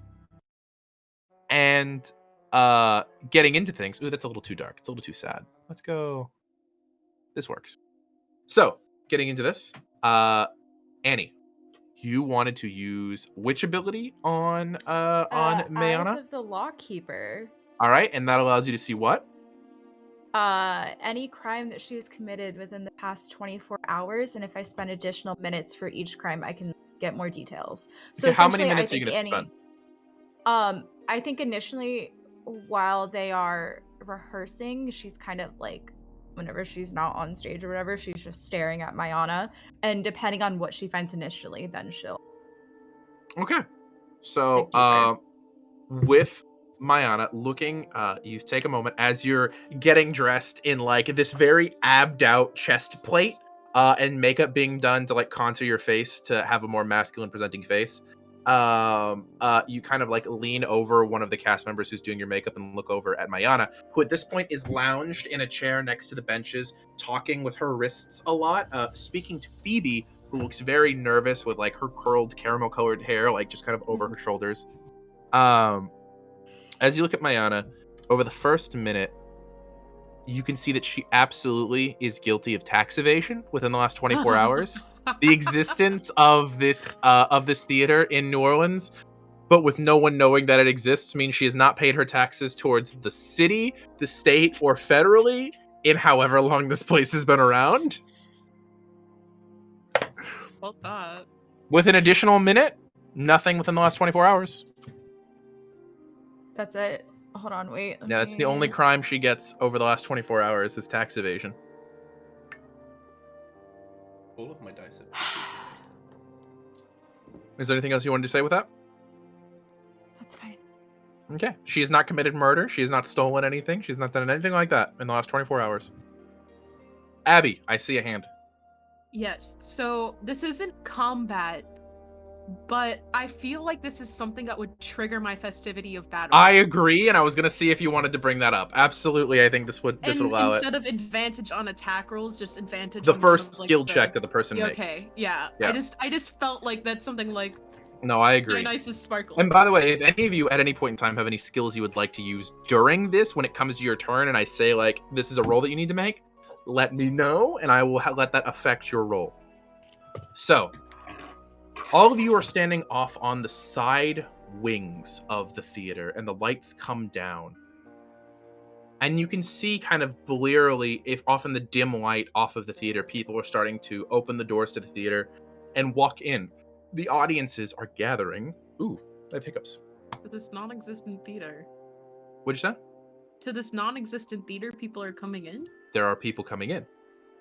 Because this theater is non-existent to mortals. Oh. So, slowly shuffling into the theater, you see a variety of mortal-looking people, but obviously not mortals themselves. You see regular-looking people. You see the occasional monster, though none that are particularly scary. You see the occasional snake-related woman. You see the occasional centaur walk in. You see a few different people. And then everyone except Bronte, give me a perception check. We At disadvantage because of the dim light. Response. The IMI Oh, died no. there. One of the IMI died. The IMI are like, sup, bruh? What was it? What did you want to roll? Perception check at disadvantage 24. because dim Oh, light. disadvantage. Fuck shit. Is this an Disadvantage illusion? No, it is not.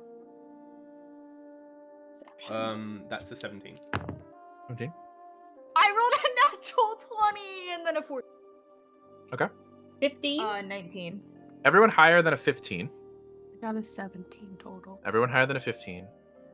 There is, as you guys are getting ready and you've got all of your props and everything, you hear a familiar ting, ting, of like metal clanking with steps. And you look over and you see what looks like a cowboy.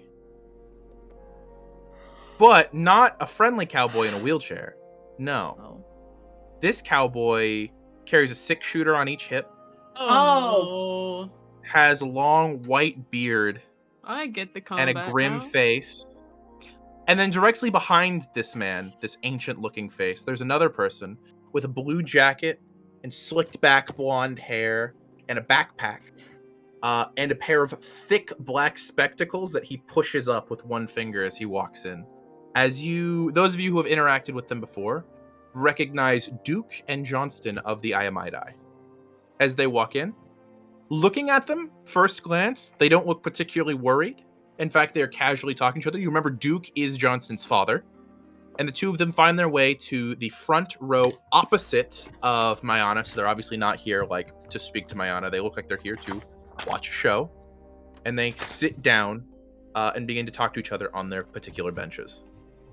Never been more glad to not know these people. Sid. Are we allowed to remind react me- to that? Wait, Aaron, outside of game, can you remind me which one is Johnston? He's not the Johnston one is that the was- anime one the with the nerd. hard light shields. I was gonna say, was he's- he the one that was nice to me when I was their captive? Yeah. Correct. Johnston is the one who let you guys go. Duke is It was the like, one who hey- shot Luke and Callie in the legs. Correct. Yeah, he's the one that fed me when I was their prisoner for 2 months. Yeah, I said Duke. Duke is the dick. Oh, dude. Yeah, Yeah, Duke Duke's is an Duke ass. is the asshole. Duke is the guy who shot for the audience. Duke is someone who shot 2 teenagers in the kneecaps. Duke is And a not on dick. accident. He did it on No, it was on purpose. He did it because they were being too loud. Yeah. Me too. Immy, though. are you muted? Yes, I am. I haven't seen campaign 1, but what the fuck? Yeah, the Yeah. Iamidai are a group of people that I don't think Bronte would be particularly aware of. I saw. They were holding Emmy. Annie captive for. Yeah, it was a whole Yeah, thing. Regardless, when I was those of you who are there and have noticed this can react to that in however way you want. The show is supposed to start in 5 minutes. Cat just looked directly at Annie.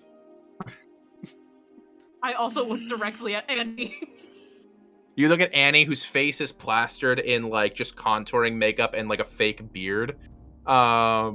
Is it like an actual fake beard or is it just stippled? It's like the hair that they use the makeup glue to just put on your face. How recognizable is she as Antigone? Not at all. How recognizable are any of us as ourselves? Cadmus pretty I have a recognizable. helmet on.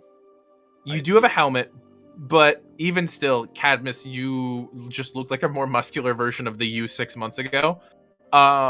Which V, with the fake beard would also be super unrecognizable because they put fake beards on the people who were Am I less wearing a masculine wig? presenting.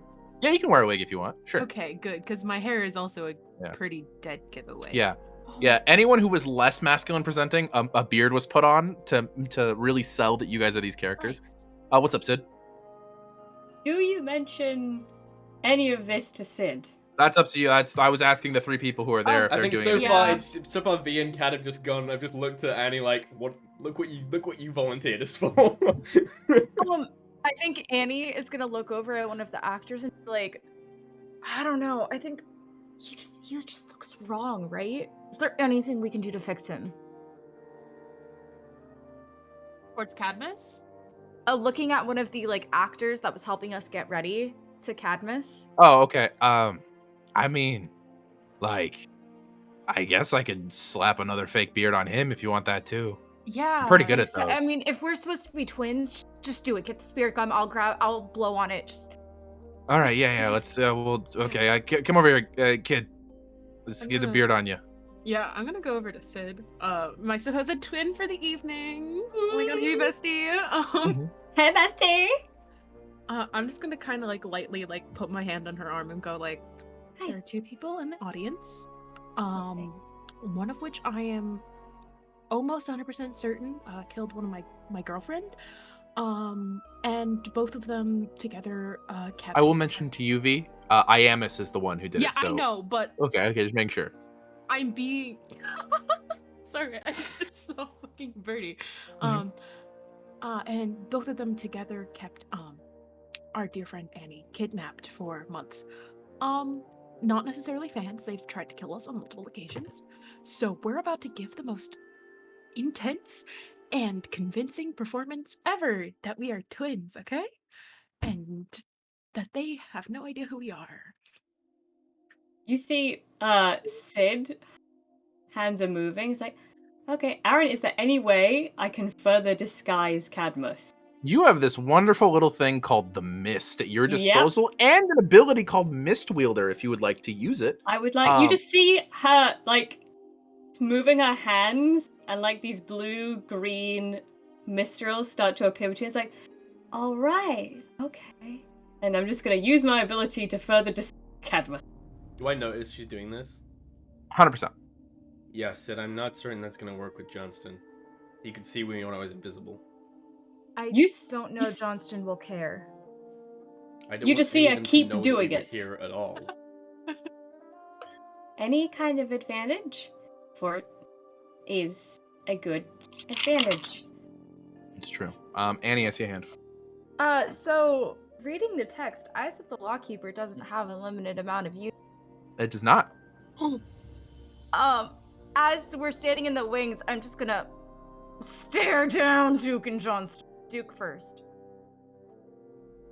And so originally I learned the number of crimes, and then I can choose to spend more time. So in that 5 minutes, I will spend Johnston? this long 0. time. Duke, 1. 1. Okay. You got. By the way, you only have 5 minutes, so you get at max 5. Yeah, I will spend an additional minute for Okay. Duke to learn what that crime is. With Duke, it was very specifically some sort of traffic violation. You've got to be not- kidding me. They have not committed murder. They have not committed theft. They have not done any of these things within the last 24 hours. And he I remembers was so his last excited to time- finally start using this ability. The problem is you'll understand later. You'll understand later if you guys talk to them. So, Annie, since last time we saw them, Half-Blood campers killed Terry. They don't know that we're from. I mean, the 3 of us. We If they should be okay. If they recognize The 2 us. of them. They don't know who these 2 are. For all they know, The disguise not is every half-blood was. the disguise is fine, but if they recognize us, we're made. If they recognize us. Myanna said there's no fighting in here. I trust she will do all she can to uphold that, The Immy tracked no matter us if it's us or them. all across North America last time. Terry Then we tracked go the Sea down. of Monsters. Right, then we go under. Okay? They can't track us there. Okay? I don't like this. Me neither, but we gotta do what we gotta do. We get this done, and then I say we go underground. Guys, having this very serious conversation with a very silly fake beard on. And by the way, you're having this conversation 2 feet away from a guy who's going, as he's applying a beard to your face, if there's a patron you guys don't like, just don't talk to them. There's no violence in the theater. Exactly, Yeah. no violence. No violence. There's no violence in the for us theater. outside. Hey, wait, pause real quick, close your mouth. Okay, I gotta get the mustache. Okay. Yeah, you can go now. There's this ways looks good. we can travel. Where's the nearest entrance? This place is full of them. Where's the nearest to here? Do I know Graveyard next door. You would have looked for it earlier. Graveyard next door's got one. that? Graveyard next door. Worst case scenario, you bamf someone.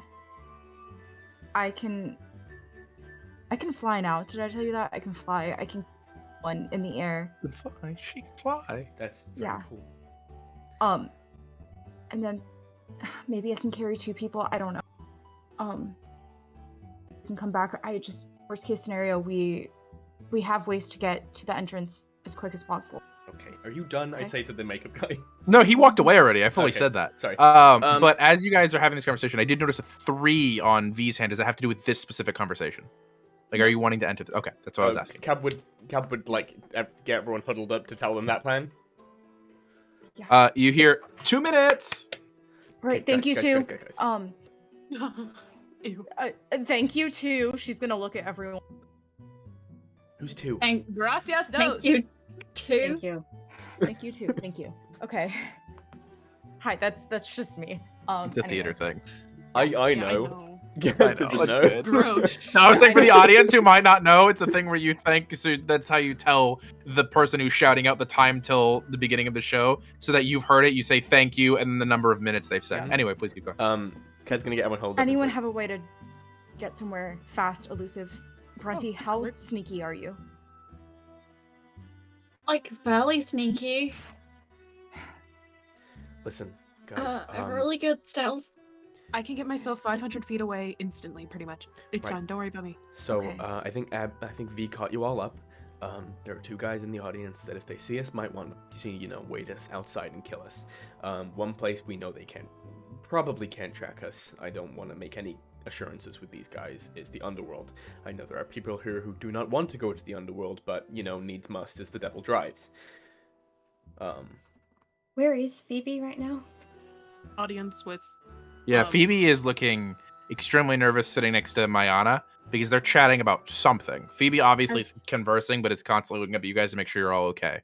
More worried about you guys than Phoebe herself. is not involved with us. She'll be safe.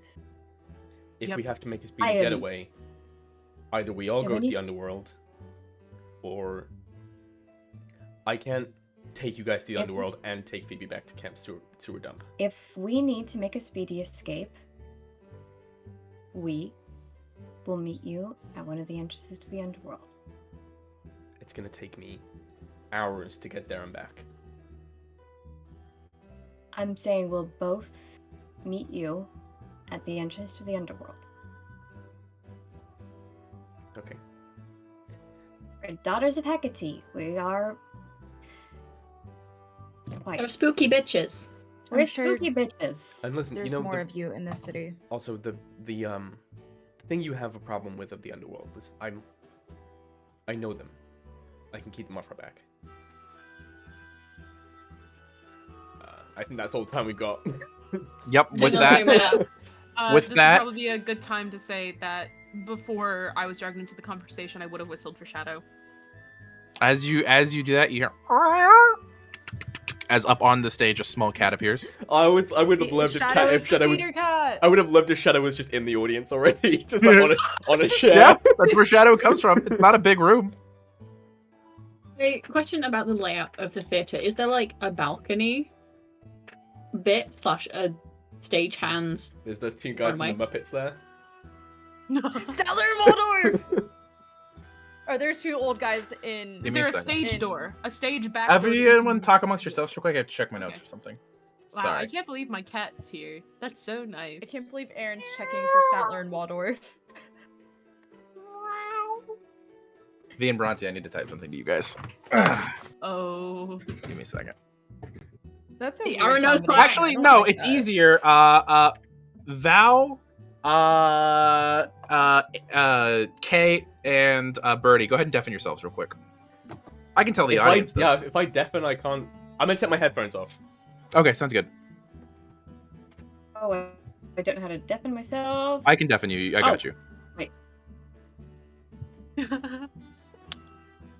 Because there was something that was rolled very poorly. Using your guys' previous rolls from this morning, the pre-rolls that I had you guys do, when Syd says, "We are daughters of Hecate," that is a lie. We're going to continue on, but I wanted to let you guys know that that is something that was said. And we can move on. And what's up? Is there a word that sticks out? Is it the we or the Hecate? Both. So, with that, everybody come back. Come back. I'll bring Val back. Are we good? Okay. Yeah. Mhm. Everything was fine. Everything's fine. Don't worry I don't about like it. that. Why did they get whispers? Well, That's just roll better in the thing. pregame rolls. I'm just imagining now when like one of the characters dies in the thing, it's just like the two old guys in the rafters, just like, glad they finally finished. They've been dying all night. Can we just say with that though that Bronte and V fully lock eyes and just Yep. Yep. So, with that, you guys are Steaming. pulled into the performance, and the couple of cast members who are still in those wings to make sure things go right, kind of like do the "you're on" and push you guys up onto stage. And with that, we begin the first part of the play, The Twins of Jupiter. So, getting into the Twins of Jupiter, it begins with a spotlight on the stage, beginning to slowly widen as the two sets of twins. By the way, Jupiter, you will not need to be on stage till the third act, so you can just rest during this Should have time. been Jupiter. Nap time. Yup. That's why when they were like, "Oh, we might trade roles," I was like, "I mean, all right." With that, before we get into the performances, everyone, because you would all be watching these two particular patrons, may roll me an insight check.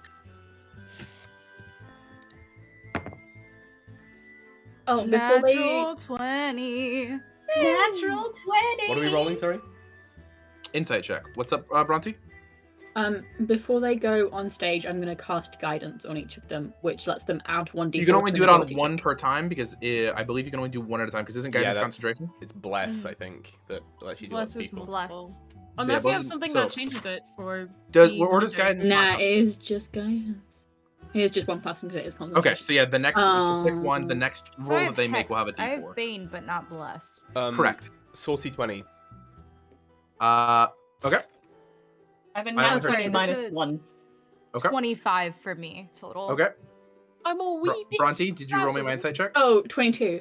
Okay, and then who did you put the guidance on? I will put it on. You get to pick one person. I know, but I couldn't change it when they come off on our stage and they use it. So Yeah. we'll go. So everyone is starting on stage. Yeah, this is when they first go out, and if they trade off, you can cast it again later if you'd like, because this is Probably this is Cad. about a 30 to 45 minute long play. It's not a very long play. Put it on Oh, Cad to start Cad, with. and It's just do probably that a really wise awkward, choice. like Yeah. that kind of like slightly too hard shoulder, like you got this tap as he goes on stage. Don't Like, get many Yeah, lines. I because- Me and Annie are pretty charismatic. They're Yes. So- based, and I think Syd's okay. Getting into this then. Everyone is watching as you guys step on the two patrons in the front.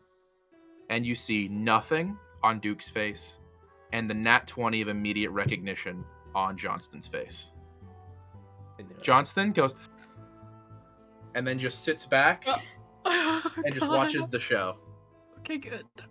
Johnston, please don't let us. Johnston was the GOAT last time. You don't know how Yeah, he's we going to love act this time. Johnston. I'm So, gonna kill myself. I'm going to be completely and totally forthright. For Duke and Johnston, I rolled a 1 and a 20. For the two of Oh them. my god. I Okay, hope my at least- next blink is my So- last. Getting into the show itself. Let's see here. The stage opens and a bright spotlight slowly expands to show our two sets of twins. And we begin with the opening statement of each of you narrating to the audience who you are. So everyone who is on stage, please make me a performance check for the opening narrations. You can use advantage on this with This is- festivity Do I get a D4? Yeah. You can choose to add your D4 to this, or you can choose to add it to the next I only thing. add it once. You only get one D4. Okay, let's see how we go. You can choose I get after you roll, advantage? but before you know the outcome. Yeah, you already have advantage on this roll. Good, because But you can also, as I rolled a nat as 1 on the Kate was first. saying, you can choose to add the D4 after you've rolled. I will save my D4 for now because I rolled a 19 minus 1. Did anyone roll less than a 15? Oh, Okay. are we rolling too? Yeah, Yeah, everyone who's on Everyone stage. on stage. And you have Oh, and advantage. which? I rolled a 24. Yeah, I rolled 16. Annie Okay. goes out there and gives the soliloquy of her life. It's pretty good. I'm So yeah, each of you, if I'm you have performing any, my- we'll go in Discord order real quick, because we'll say that's the order that we introduce the sets of twins. If while you're doing your opening lines, if anyone has anything they would like to say regarding how well their performance goes, because you've obviously rolled how you've rolled, you know about how well it's doing. If you have any extra narrations you like to make, go for it. So, starting with Cadmus. Does Cadmus have anything Would not extra? go Just first. okay. Then we'll go the opposite order, starting with Syd. Sorry. Did with a 16, performs it like she performs it well, but is frazzled, so she kind of stumbles a little bit on a couple lines, like. And surely, we enter in this play with our heroes miscast in villainous roles. I was kind of looking at Phoebe a lot. Phoebe's going like, Oh, I love her so much. with that, then we move on to your twin. Go ahead and give us what you're saying, V. You rolled pretty well, so go for it. Yeah, I got a 25, which is one off a nat 20. So I sensing like the nervousness, and I'm like, okay, we gotta get this together. Come on, we got a production to do. Especially realizing that somebody recognizes us. Is going to be like once Phoebe goes or Syd goes, I'm Castor, and I'm go like, I am Pollux, son of Jupiter. And gives like, I feel like they've been practicing their lower octave a little bit. So is able to like pitch shift their voice pretty convincingly. Your performance is amazing, and pitch shift is perfect. Very masculine. But as you say, son of Jupiter, as you say that, there are several like, yeah, and then there's a bunch of boo in the audience. People don't necessarily like Jupiter. Going on to Annie. Annie introducing as Idas, the first of the twins. Idas is the bigger one in the story too, which is ironic why Annie is the one who is playing Idas. Right, but Annie's the stronger actor, let's be real. She was in a community production of Annie the Kid. Yeah, Not go to for it. brag. I think she just immediately like takes a step forward and introduces herself and like slams her like staff down, enunciating to punctuate some of her lines. She's making eye contact with the audience, like getting them into it, fully just physically embodying this role. Sounds good. And then Cadmus, how are you doing? Cad steps forward a little. Like, I feel like when Antigone steps forward, she like steps in front of the spotlight, just putting Cad in shadow. So Cad just steps forward like once just to go back into the spotlight. And he's like, and I am Lyncaeus, hero of the Argo, prince of Messini, brother of Idas. Yep. And it's just like utter silence during your thing. And it's so quiet as you're talking, you can hear Duke lean over and go, wow, they really scraped the bottom of the barrel with these actors. Well, except for those two. Those two are pretty good. Just like Duke is very much like the old man who talks shit during a performance and thinks he's whispering. Fuck that guy. But in looking over, particular. you see Mayana is just sitting there like very like surprised for the first few, like, oh, this is going better than I thought, and then they can't all be winners. And you guys start with the play. where you guys, this is for that really first act of the two sets of twins speaking to each other and both being in love with the same women who are referenced off screen a lot, where it's like you guys romantically speaking to these characters who are not on the screen. And you're beginning to speak. Go ahead and for Castor and Pollux, each of you roll me persuasion checks. For Idis and Lincaeus, go ahead and roll me deception checks, because it's like the roles in the story. Rolled another nat 20 plus 2. Jesus. Wait, I'm sorry, what was mine? Deception. Deception. Ooh. Is it for 16. how much we like women? Because No, it's not for that how much explains you my like role. women. Aww. Yeah. So I'm going to go ahead and look at Cadmus and see him failing and just kind of put a hand on him and tilt the scales. Okay, so you should also probably It's use really your D4 what you for want the to skills use this to be- for. Yeah, I mean, Wait. I would like to point out to the It's a players who roll. might be like a little spooked about Annie's tilt the scales ability. Remember, it only caused like a backlash Yeah. when Annie used it on something it wasn't intended to be used on. I It's know. totally normal. But she still. So amplified scary. it. Using it to help Cadmus be a better actor versus using it to help a whole group escape certain death. Listen, I'm just saying, this is such Addition a check. little thing to use this on. Also, I re-rolled. That is now a 5. I'm going to hold on to my D4 because the best I can get is a 9, and that's still not going to do anything, so... Okay. So, with that, as you guys are doing it, it's like these very passionate speeches coming from Castor and Pollux of like how much they're in love with these women, the daughters of the White Horse, like really getting into it. Annie comes up and is like, "No, we are already betrothed. Stay with us." And Cad, First of all, Cad's As- just like... Cad looks at Antigone like, don't give me any lines. Just say something. Just say something. No! Oh my god. Yes, And give us nothing. Don't! and with that, both of Pollux and Castor will go off screen as you are going off to plot the steal the two women. Who they are in love with you and you're in love with them. It's much more consensual than the original legend was, because people like to write consent into their plays now, which is a good thing. Consent is a good. Let me talk to the audience directly here for a second. Consent is a good thing. Consent is good, bare minimum, really, when it comes down to it. So the two of you go off stage to go take your new brides. This is going to be for the other twins. I'm gonna have you guys plotting. So whatever role that you think you need to make to convey that your characters are deviously plotting, whatever role you think that would be, whether you think it'd be deception again or performance or whatever you think that would be, let me know. What was the weather like I'm outside? It's very humid, very cloudy, with the occasional Cloudy? like light. Yeah. Cloudy? Kate? Cloudy? Oh my god, Cloudy Kate? Oh my god. Can Cad... Can I roll an intimidation? Yeah, I was also going to Yes, say you can I can. roll an Okay, yeah, intimidation? the two of you can roll intimidation We're checks just if trying to you'd be scary. Yeah.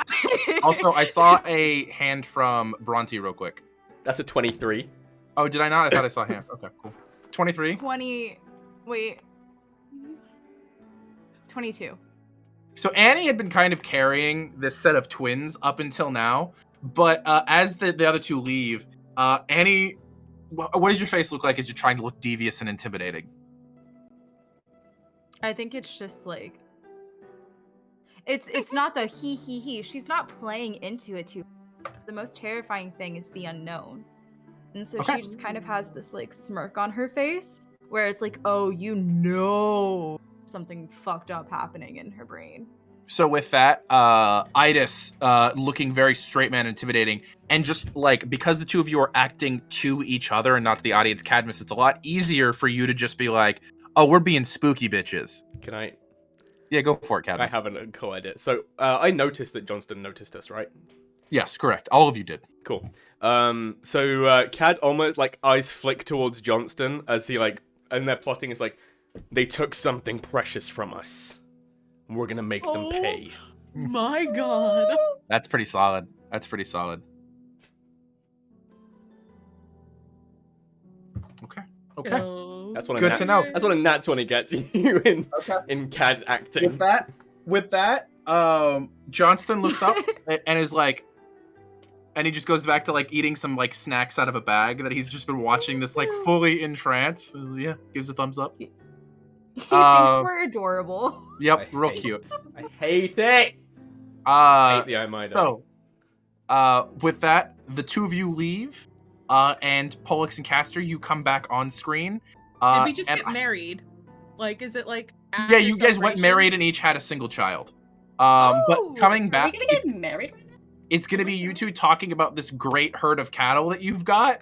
I need either a survival or animal handling check from both of you. Oh, animal handling. Survival. Yep. Oh, 21. 21. Okay, the two of you 21s. Fucking occasionally you can hear the other cast members who are still like off in the wings going like "Mrrr," and like selling that you guys are like these great cattle farmers This now. is a good show. The other set of twins, you guys are essentially like throwing your voices from the wings about your like devious stealing of the cattle. If you guys, I'm gonna put this as part of your other check, of your intimidating check. And then eventually Pollux and Castor run off stage. And then it's gonna be Zeus. You're actually gonna be here in Act 2. I misspoke earlier. Because Jupiter, you are gonna be narrating how one of the set of twins got away with the other set of twins' cattle. So go ahead and roll whatever you think the narrating check would be. Whether you think it'd be performance, or if you're playing it in a very scary tone, intimidation. If you're going for like a tricksy tone, deception, like whatever you want to do with this. No, making a choice of any of those does not make a difference to the role. Yeah, no, makes no difference to the So role. pick one. If it makes no difference, pick one. We'll just go performance. Okay, sounds good. Am I rolling at Makes a difference advantage? to be By the way, now Yes, that your it's your guidance has first been roll. used, you can use your guidance on yourself I as you're still walking out haven't on used my stage. guidance. Well, even still, it would have gone away at this point in time because it's only like a 10-minute thing. It's, So- yeah, I think it's like only a minute. As you step onto stage, Yeah, you 1 can minute. guidance yourself if you'd like. I will also You do have guide advantage myself. on this roll, yes. Yeah, because this is your first roll of the play. So you're rolling this at advantage with a d4. So that's a nat 20. Okay, So plus a d4. plus my d4. Okay, so that's a total score of 26. Hell yeah. Jesus. So with a 26, you give one of the best like just speeches you've ever given about how this one set of twins fucked over this other set of twins. Yeah, just the most convincing Jupiter stand-in. Yeah, guys just have like ever very seen. verbose, like just rumbling from the bottom of the chest, just giving out there. The like white beard that they've glued to your face, like not even getting in the way of your speech. Probably drawn Yeah. from personal experience. Her like her blue eyes like sparkling and like Sparkling with like blue lightning, just You get to going talk out Yeah. of poorly about Yeah. men. This is your alley. it. So yeah, with that, Jupiter leaves stage. We come back to the stage of the night of the reverse vengeance. So first come Castor and Pollux. You guys come onto stage, and now you guys are the scheming set. So you can roll deception or intimidation or performance. That's up to you guys. I'm gonna roll. Deception. Oh, that's a intimidation. 25. Roll your vex dice, kids. She good. 24. Don't I roll rolled your I rolled monster for dice. intimidation. Sounds good. The two of you together, one of you scheming, the other intimidating, equally as terrifying as the previous group. If there's anything other extra spice you want to throw on there, let me know. Giving your independent speeches. At this point, I want from the other two either performance, sleight of hand, or stealth checks from you guys. You you know got that I'm extra doing, +5 I'm doing from- stealth. I have a plus Yeah. 11 to my stealth. Oh Yeah. my god. That's a dirty 20 performance. Dirty 20 performance. Okay. With that, the two of you are Plus not 16. hiding from the audience, but you are giving the air of being hidden. It's part of like the overall performance. As the two of you sneak up on the other two, noticing that they are planning on taking your cattle. At that point in time, the audience, like there's a couple of them who didn't notice you coming on stage. Like, oh, they've appeared, and you hear like verbal shouts from the audience. And as you're talking, Idis, I'm gonna need you to make your choice of an athletics check or an acrobatics check. And I'll then do Caster, athletics. I'm gonna need a performance or deception check from you. 19 athletics. 19 You're athletics. dying. You're about to die. You're Oh about my to die. god, 24.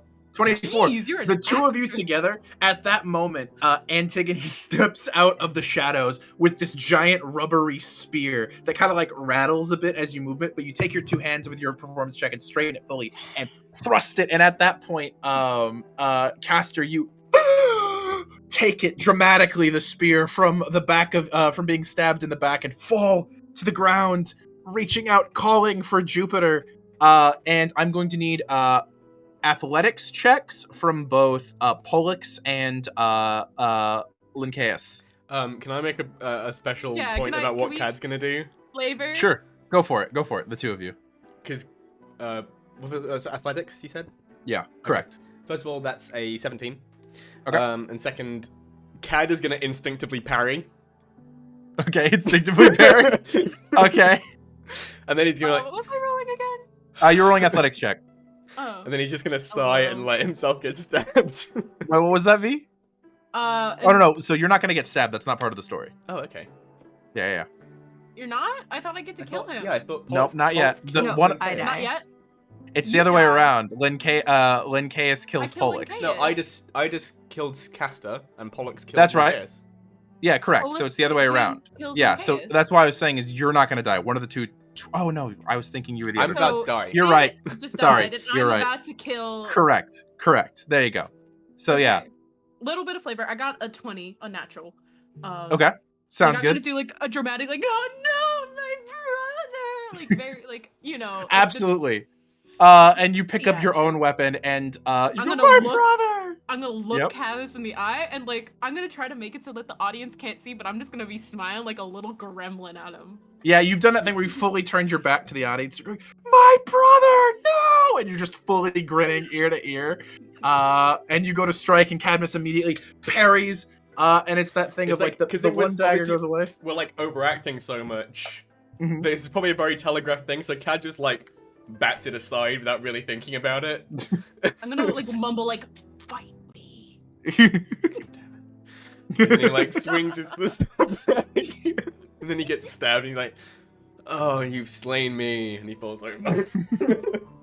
At this point in time, Idis, I'm gonna need another stealth check from you or sleight of hand check. As you have killed Caster and are trying to go kill Pollux. Idis, that's you, Kate. That's you, Kate. Cocked. That's a 12. You kind of like fumble a little bit as you trip over Syd a little as you're like stepping over. Sorry, Syd. And you go up to like stab at Pollux. Jupiter, you run in onto stage, going to smite, making like the whole motion. They've given you an aluminum lightning bolt to just throw at Idis. Oh god. So go ahead and make me your choice of an acrobatics or athletics check. It's a glow stick wrapped in cling film. Honestly. I'm gonna make an acrobatics check. Sounds good. Go for it. That's high. That's a 25. So 25, even though you stumble a little, you just see Bronte running in from off stage and with all of the years of dagger throwing training, instead of throwing it straight like a javelin like you're supposed to, you give it like a twist and it flies at it flies at Idis. Honestly, Annie, it hurts a little bit when it hits. Yeah. Oh! And you No. fall to the ground. I need one more check, and that's for Pollux. I need you to roll me a performance or persuasion check for you sharing your immortality with your twin. Okay. 22. 22. With that, as you lean down and look up at Jupiter, and as he offers you immortality, you mentioned splitting it with your twin, and it resurrects Caster, who immediately stands up. And as it does so, the crowd like bursts up and just You see Duke is like, hell yeah, yelling off into the thing, like Can I applauding. try to dap up Syd? Yeah, go for it. Syd, are you consenting? Consenting to the dap up? Get Oh, him dapped up? Syd's face has gone fully white, and she is not responsive at the moment. Oh, okay. I kind of like go for a dap up and then just do it myself. Yep. Okay. With that, you guys have completed playing through the Twins of Jupiter. Yay! Yeah. So That stays on the ground until the curtains draw. yeah, the curtains eventually come to a close. And the five of you are left standing there on stage. And then one of the other castmates goes, "Everybody get up! You gotta be ready for your bow. You gotta be ready for your bow." Okay. Yeah. Grab Syd's hand because Yeah. they look a All little right, bit shaken. We're gonna draw the curtains in 5, 3, Just 2. bow. And they pull the curtains open, and all the spotlights are up, and you're expected to give the bow. Pulling down Syd's arm with me. Does everyone Are bow my fully? shoes tied? Yes, my shoes are tied. I learned Very that when I awkward was, like, bows six. all around. Cat gets Sid having pulled- to be like Yeah, Cat gets pulled. pulled down slightly by Annie and then gets back. Yep. It seems like most people were not comfortable with the bowing portion of this segment. But then as you bow, people like stand up and applause. And then at that point in time, Mayana stands up and goes, Thank you, darlings, for attending this performance at the Elis Theater. Our group of, volunteers has decided to take up the casting for tonight, and I think they've done, with a few missteps, a marvelous job. We hope you'll join us again. The next showing will be next week. We will be having a performance of, what did we have on the docket? And you see one of them goes, and murmurs something to her, and she goes, oh, really? I really shouldn't let you plan things anymore. Next week, we have a performance of Hamlet. Ew. And, Yuck. and as she does so, there's a couple of groans from the cast members. Yes. Regardless, we hope you have a wonderful evening and join us again soon at the Elis Theater. And people slowly begin to like clap and start like walking out, because with a non-temperature regulated room where a lot of people came in from the hot and humid Louisiana bayou, it's very warm in the room since there's been like 40 people and a couple of monsters in the room. You see the centaur walks out and a couple other things. People still like kind a of walking AC unit. yeah. You see a couple of people do stick around. It seems like a couple of people kind of stick around to talk to the cast members and Mayana and things like that. I see a hand from V. What's up? As soon as we're done with our bows, I would like to immediately try to get Syd off stage to like backstage area. 100% you may do that. Try to sit him down. Okay, I will let you guys have that roleplay moment in a second. For everyone else who's not running backstage, well, there's not really a backstage, but off to one of the side wings. Mhm. I'm gonna explain what's going on with, I'm sure, the people that people are keeping eyes on at the moment. Those of you looking at Johnston and Duke, Johnston leans up and says something to Duke, kind of in his ears. Fuck him. And then Duke goes, yeah, no, I can do that. Sounds good. And goes off to step outside. Just Duke or both of them? Just Duke goes off. Johnston kind of looks back and leans on the stage, looking up at the other three who are there. But before we get to that scene, there are two who jumped off side to the side of stage that I'll let you guys talk about. Hey, what's up? What's going on? Hey, Syd. What's up? You okay? What's going on?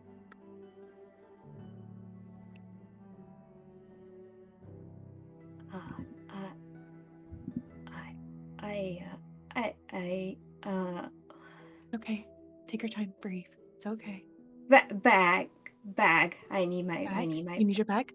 I need my bag. Easy enough. You run over to the side where the bag was hooked on a hook. You grab it and bring it back. It's a small satchel. I bring it back over to her and like set it down in her lap. She like reaches inside and is gripping something with like a death grip. Hey, it's okay. It's okay.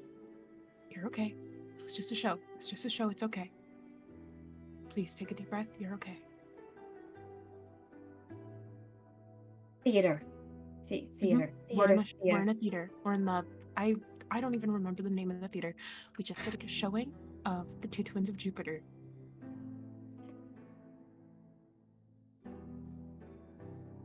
Hey TM. Yeah. Would this trigger my thing? I think it would. I think this would count. So I have a thing called Counselor of the Disturbed. Mm-hmm. I think am this a would pillar definitely of count. stability against madness. I'm spending time to speak to you to I will guide you back to a semblance of sanity and remove one form of short or long-term madness from you. And I would consider the roles that we had you make, Syd, a form of short-term madness. So that will remove that. And you feel, as V is just kind of talking, you feel stability in the words. And you feel yourself kind of organize your thoughts of, I'm at the Elis Theater. I was doing this thing. This is what was happening. There is still danger present. There are still people 20 feet to my right. I have not checked on Phoebe since the end of the show. Those are the moments that would immediately come to your head. Phoebe, I need to. Yep, let's go look at Phoebe. And since that took a few minutes, I'm going to let the others kind of have the Mhm. conversation, and then we'll have you guys jump in when I say, like, all right, this is where you guys would pop into the conversation. So the other three of you who are still on stage in your fake beards, all three of you, Kind of peeling it off. it Yeah. feels really satisfying to just like, oh, yeah. Yeah, I think Annie also just rips hers off, rubs her face, and goes, well, looks like he wants to talk. I'm never doing this again. This was a stupid idea. It's Johnson, the nice one. You can ask, yeah, I think you ask that in person, yeah. Yes. Okay. Yes. Relatively so. And Annie's just gonna, like, if Johnston's leaning against the stage, Annie's gonna, like, hop and sit on the edge next to him. What's up? Kind of pushes his glasses up with one finger. Enjoy the show? Yeah, you kids did a good job. You guys definitely, I mean, you know, it wasn't like, you know, a Death Note level performance or anything, but it's pretty good. Fucking weeb. Yeah. Right, wasn't expecting to see you here. Wasn't expecting to run into you guys. You know, considering your camp got blown up and all that, I figured you guys would probably be trying to work on making wherever you're living now, like, good. Yeah, you'd think that. Yeah. Who You're are you looking guys better. killing for now? Oh, I think you're completely misunderstanding the situation. I'm not killing for anybody. Duke, he kills for a few people. Dad's a little weird. But I'm not killing for anybody. What brings you to New Orleans? The show. Elis Theater is where Dad and I come. We hang out. Really? All the Yeah, way to New Orleans? From it's- Texas? It's not that bad when you've got access to, you know, the secret ways. Also, we're not living in Texas right now. After IAMS closed down the legal agency, wasn't a whole lot keeping us in Austin. Yeah, I know. Dad's been getting super sentimental ever since the little monster passed away. Yeah. You're not as torn up about it. Seems. I grieved in my own way. You know, but when it comes down to it, she was doing shady shit and she got bit. That's how that works. If anything, Right. she's like kickstarting my own character arc. You know. That's such a fucked up way to look at death.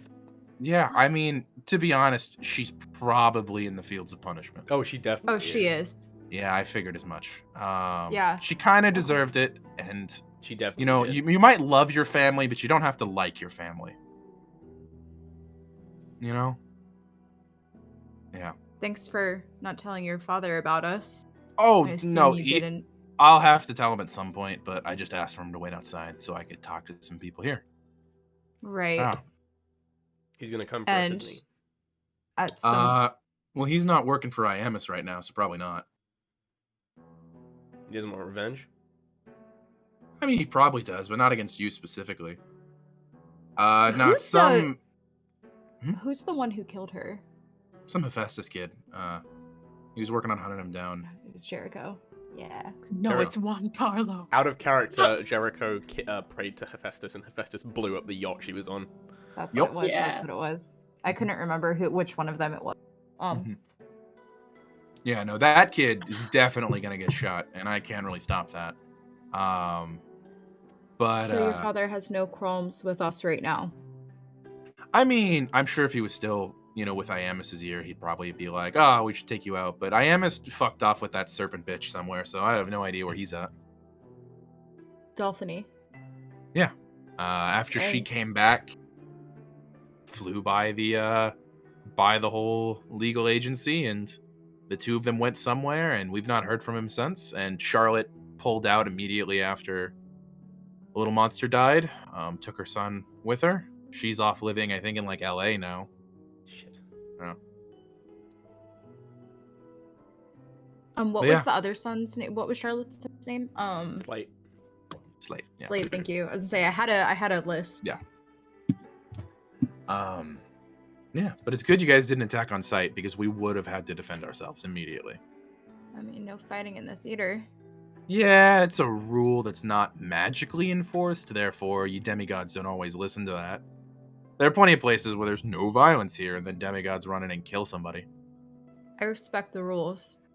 You might, and that's one of the reasons, you're alright. This one tied a red handkerchief around his forehead like Rambo and tried to raid our offices at one point. I mean- You really, really fucked that one up, huh? You were working for the guy who led to. Your dad kneecapped our friends and then you kidnapped them all. What do you want me to do? I mean, I did not kneecap your friends.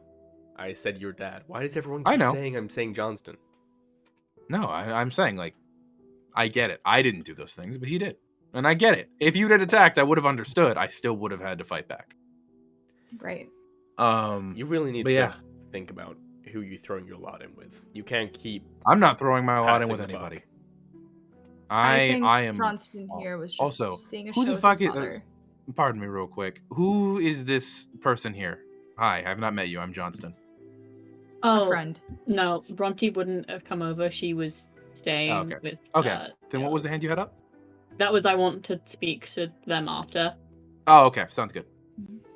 Right. But no, I'm not throwing my lot in with anyone. I'm taking some time, especially considering in like 3 months, world's not going to be around anyway.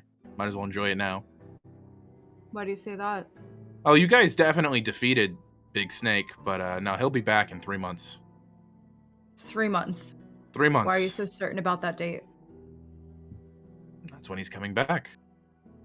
That's the date that they picked. He'll be back at the Lernian Gate. So we're excited about that one. They're going to march straight from Lake Michigan to Olympus and blow the whole fucking thing up. The Lernian Gate? Yeah. L-E...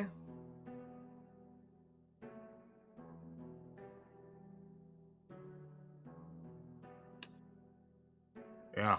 But, yeah, that's kind of where we're at. I don't really exist anymore other than as a last name.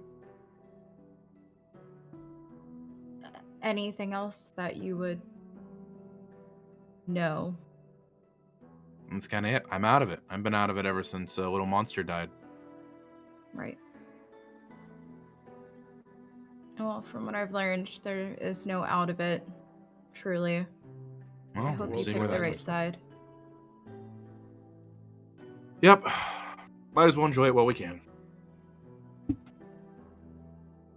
So yeah, I came to a play with my dad. And then my dad is going to go hunt down some Hephaestus kid, and that's what he's going to do for his last couple months. I'm thinking Japan. Never been to Tokyo. Always wanted to go. Well, your Right. side is the one with all the kaijus. That's a great fucking way to look at that. I wonder if I can go find like some, like if Gojira really existed and he's not just like a... That'd be cool. What? Godzilla. It's the real word. Americanized, ruined everything about Godzilla. Gojira. That's the big lizard, right? Yes, that's big lizard. Nuclear reactor of a lizard. That'd be cool if he existed. He probably doesn't. though. Okay. Annie, why do you look Johnston, so thank surprised? you. All we've done for the past year is fight big lizards. No, I'm saying that'd be awesome if he really existed, because then like maybe we could get, because Gojira is a protector of humanity, would probably fight other big snakes. Are you saying, would you? I mean, you are humanity. Do you want the world to end? No, but there's not a lot I can do against Big Snake. If you thought he was scary when he was a wrinkly little worm when you guys found him, nah. He's already bigger than that, and he's coming back. Well, you can be part of something bigger. Or I could go to Tokyo. Tokyo doesn't take 3 months. But it will. Oh, the hot springs alone are going to take at least a month. Right. But I hope you kids have a good time. I hope that, honestly, hope you guys get around to killing Big Snake. Otherwise, I'm going to fuck off and enjoy the last couple months humanity has left. Cad's gonna get all up in Johnston's business. As you're standing like 4 feet taller than him, so you have to like lean down to get to him. Run and hide in Tokyo. Oh, I plan on it. If you Fully. get back, when you get back, if you get back, all your family will be dead. And all the people you once called allies will be back where they belong in Tartarus. Yeah, I mean, I've never really cared for the snake side of things, so that doesn't really bother me, and everyone's gonna be dead anyway.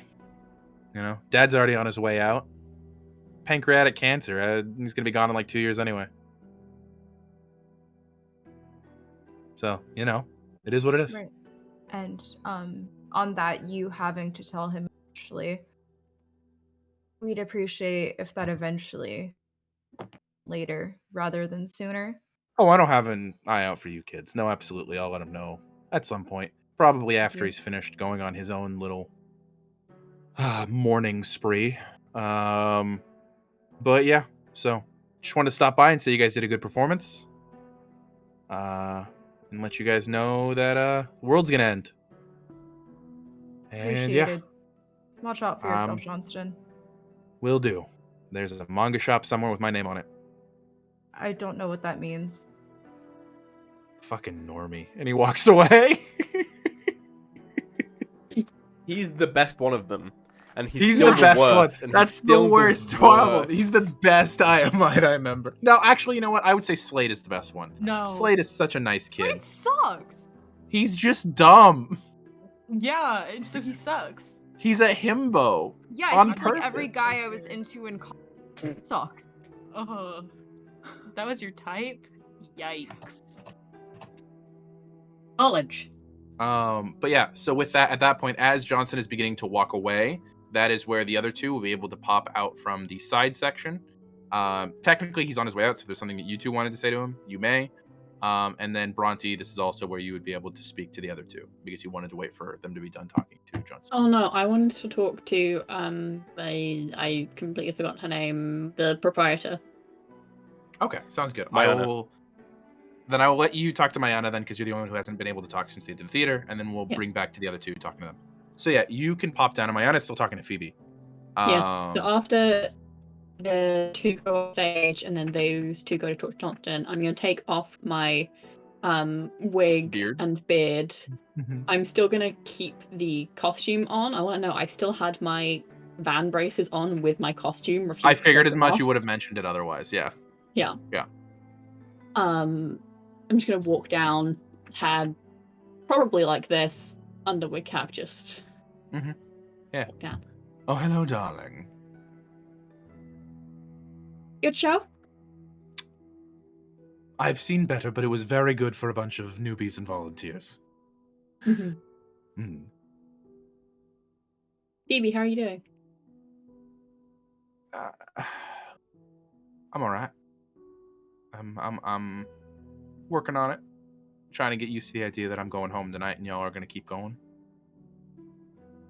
Oh, really? You're sending her home? Yeah. Demigod of this caliber and you're just leaving her be? All right. Well, darling, if you need anything else, and points out at Phoebe, let Auntie know. I can be your second auntie after... What was her name? Oh, I didn't mention her name. Well, please. Auntie Mayana will always be around. Now, is there anything you needed from me, or can I attend to my cast? Looks over at Bronte. No, just make sure you write the letter. I know how important it is. Yes, I will get to work on that right away. Very much like, you can wait 5 minutes, the kind of energy. And stalks off to go talk to some of the other cast members. Phoebe's there. If you're wanting to say anything to Phoebe, you may. Yeah. a lot of people seem very interested in you and Sydney. Yeah, I would say that's the case. Uh-huh. That's unusual, isn't it, though? I don't see why it's any more unusual than, being interested in any other demigod. Well, you two are very new to camp, but you're very good. Hey, Bronte, before you start questioning people, you should really think about yourself. That lightning you summoned on stage was not missed.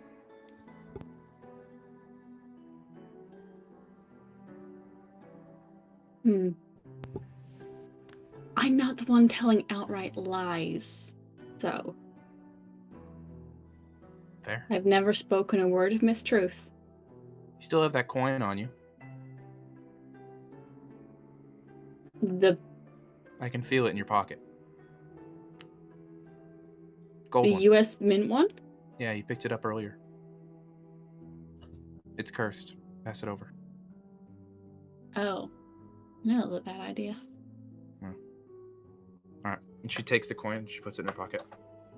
It's one of the reasons why, in probably an hour or two, Cadmus is going to realize that I did not give him the ruby back. I gave him a little mist creation. Uh-huh. Was that one cursed as well? Yep. By the way, for you to know, Bronte, I was mechanically removing 1d4 from each of your rolls as you were making. Nice. Okay. Just let you know. Fun. I knew I shouldn't have picked it up. Anyway.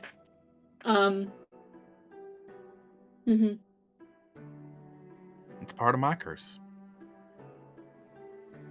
Shit pops out of the ground. Gotta make sure people don't pick it up. Are we sure this isn't Hazel? The fucking child of Pluto. So, I'm gonna have Cadmus take me back to camp tonight. Mhm. And I'm trusting you to take care of Syd for me.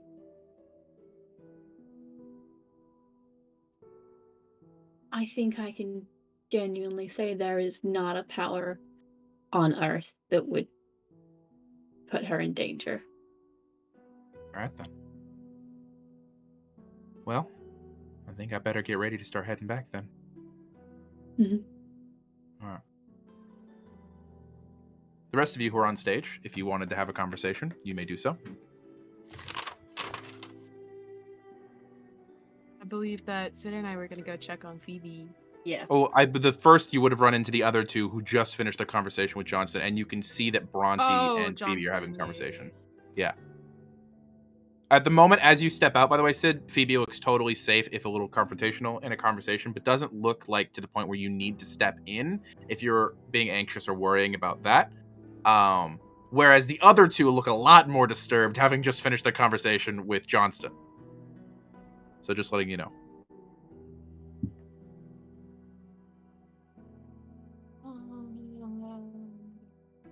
Do you guys want to talk about anything? You may. If you want to move on your ways, you also may. Cad is muttering under his breath something. What is he muttering under his breath? I don't...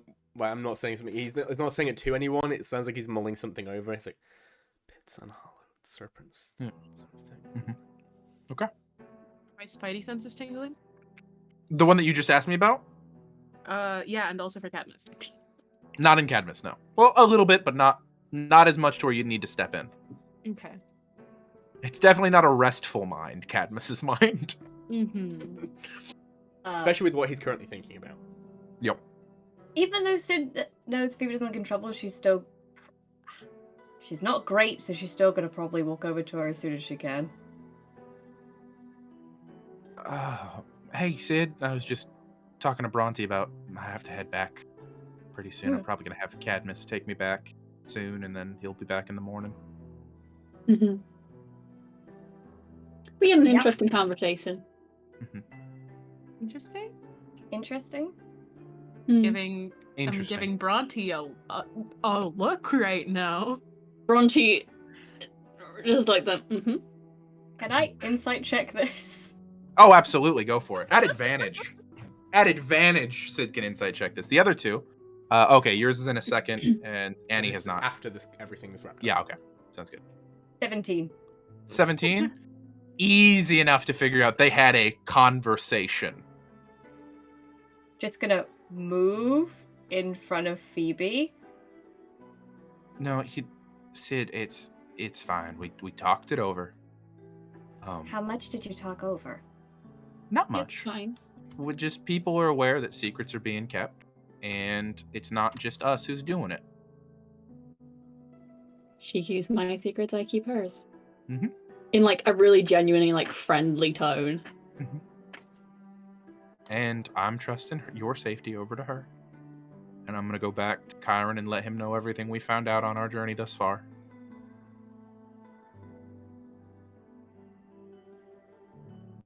Bronte's just gonna like half wink at V, like it's. I'll fill you in later. It's gonna look between the two of them and is growing visibly more tense. Syd, deep breaths. I don't know what happened on stage, but you need to sit down, relax a little We're bit. okay. We're okay. Are you? Yeah. Are you okay? No, I wasn't saying that to you, V. I was trying to assist Okay. with the Syd Okay. thing. And she's gonna look I'm at worried about you too. Okay. just gonna look at Phoebe and be like, "Are we okay?" We're okay. It's fine. I'm gonna probably give Auntie a call, do what I can do from that side of things. Probably give little brother a call too. Please tell him to be careful. Will do. Please tell him. You know what to tell him. Tell him I love Yeah. him. Absolutely. With that, I'm gonna go ahead and go, okay? Are you okay with that, Syd?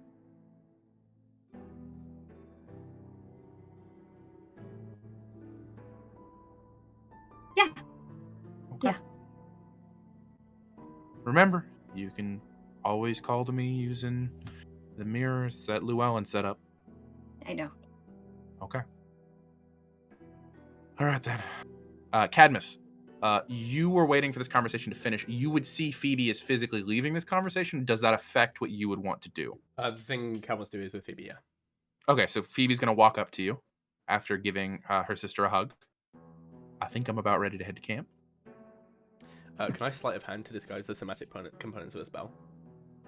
Yeah, go ahead and roll for it. Does it have a verbal component? Nope. Sounds good. It's a 19. 19? Absolutely. No, passive perception, because she's not actually looking for it. Would not see. Sense death. Sense death? This is, by the way, this isn't metagaming. This is something I wanted to do before we went on stage. Yep. With that, what is the radius on sense death? 10 feet.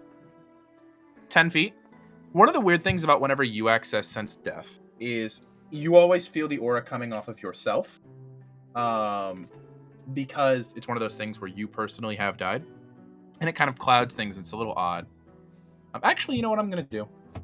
I'm going to fully review the spell. And I know you would like to read it to me, but there's a couple that's fine. specific language things that I want to check.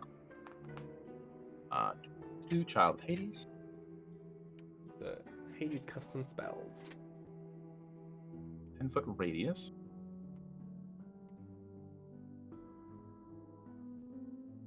With sense death, you would feel, within 10 feet of you, 3 sources of death, none of which currently have a fatal curse upon them, including yourself. Do I sense where they're coming from? It specifically tells you the creature if they have a fatal condition or curse, which none of them currently do. But you do know one of them is you, because you're always part of this spell. What are the other creatures? That's the whole thing, is there are 2 more creatures within a 10-foot radius of you. You do not know which ones. Because it only tells you if they currently have a fatal condition or curse. Okay. But I don't know the creatures that do it. I Correct. Just know that there You are do not know creatures. the creatures. You know that there Okay. are creatures. Yeah, let's, you ready to go? Yeah, I think, so if you needed anything from anybody else, you're probably not going to see him till morning, is what you said. I'm good. So, all right. Phoebe, Yeah. Cadmus, be careful, okay? Okay, yeah, we'll be careful. I see a single finger from Annie. Oh, sorry, no, this is my hand. Okay. Do the rest of us have somewhere to stay tonight? We'll figure that out in a second. I know some places. It's fine. I have a tent. Do I have a method of knowing where they are? That's one thing. I mean, you technically, if you wanted to go to Llewellyn, when you're at camp, they told you that camp can contact them through Children of Hecate, so you could contact them through Llewellyn once you're cool. at camp. Cool. Yeah. What's up, V? I know that Cadmus can only take one person. Is there a way he could take Shadow with him? A cat. Unfortunately, Shadow counts as a creature. Ugh, bummer. It's I not didn't know it was humanoid. It's creature, not specifically humanoid. creature. Got Yeah. it, okay. Yeah. I'd have to stretch myself, and I don't want to. Yeah, no, Yeah, don't and do the that. and the stretching is where the things of like ending up in like China and stuff like that nope. come from. Nope. Yeah. All right. So when we do that, I want to move away from the group. Mhm. Does my set stuff lasts a minute? Correct. There is 2 sources.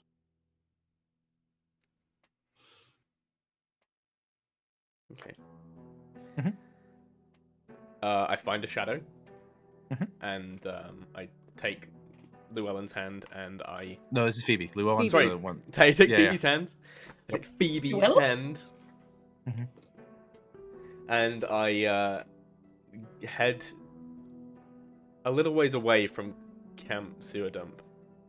Okay. You slip through the shadows and you come out a little bit down the road to where you can see the parking lot, maybe a quarter mile away. That was so cold. I never used to that. That takes it out of me.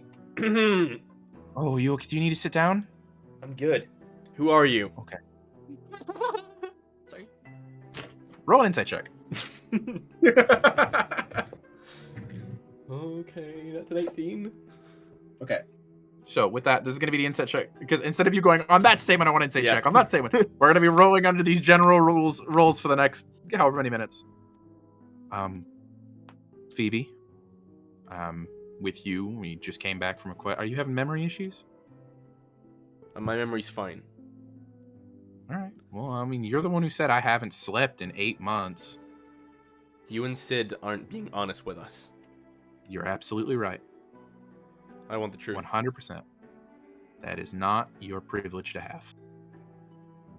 All that you need to know is the shit that is going on with you, going on with me. And that's all you need to know. Because you know how dangerous it is to talk about that.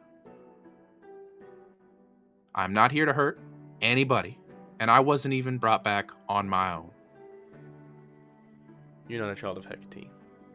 Absolutely not. And she stomps her foot, and as she does so, poof, a full ingot of gold pops out of the ground. Can you see why I can't talk about it? Was it him? Was it who? Our brother. Because probably, but I'm not allowed to talk about it. Now, is there anything else you'd like to interrogate me about as we're walking towards camp? Because I personally am very anxious about my good friend who I do consider a sister, Sydney, and I would like to get back to camp. How much of a sister is she? Is she a Hecate child? That's not for me to say. Let's go.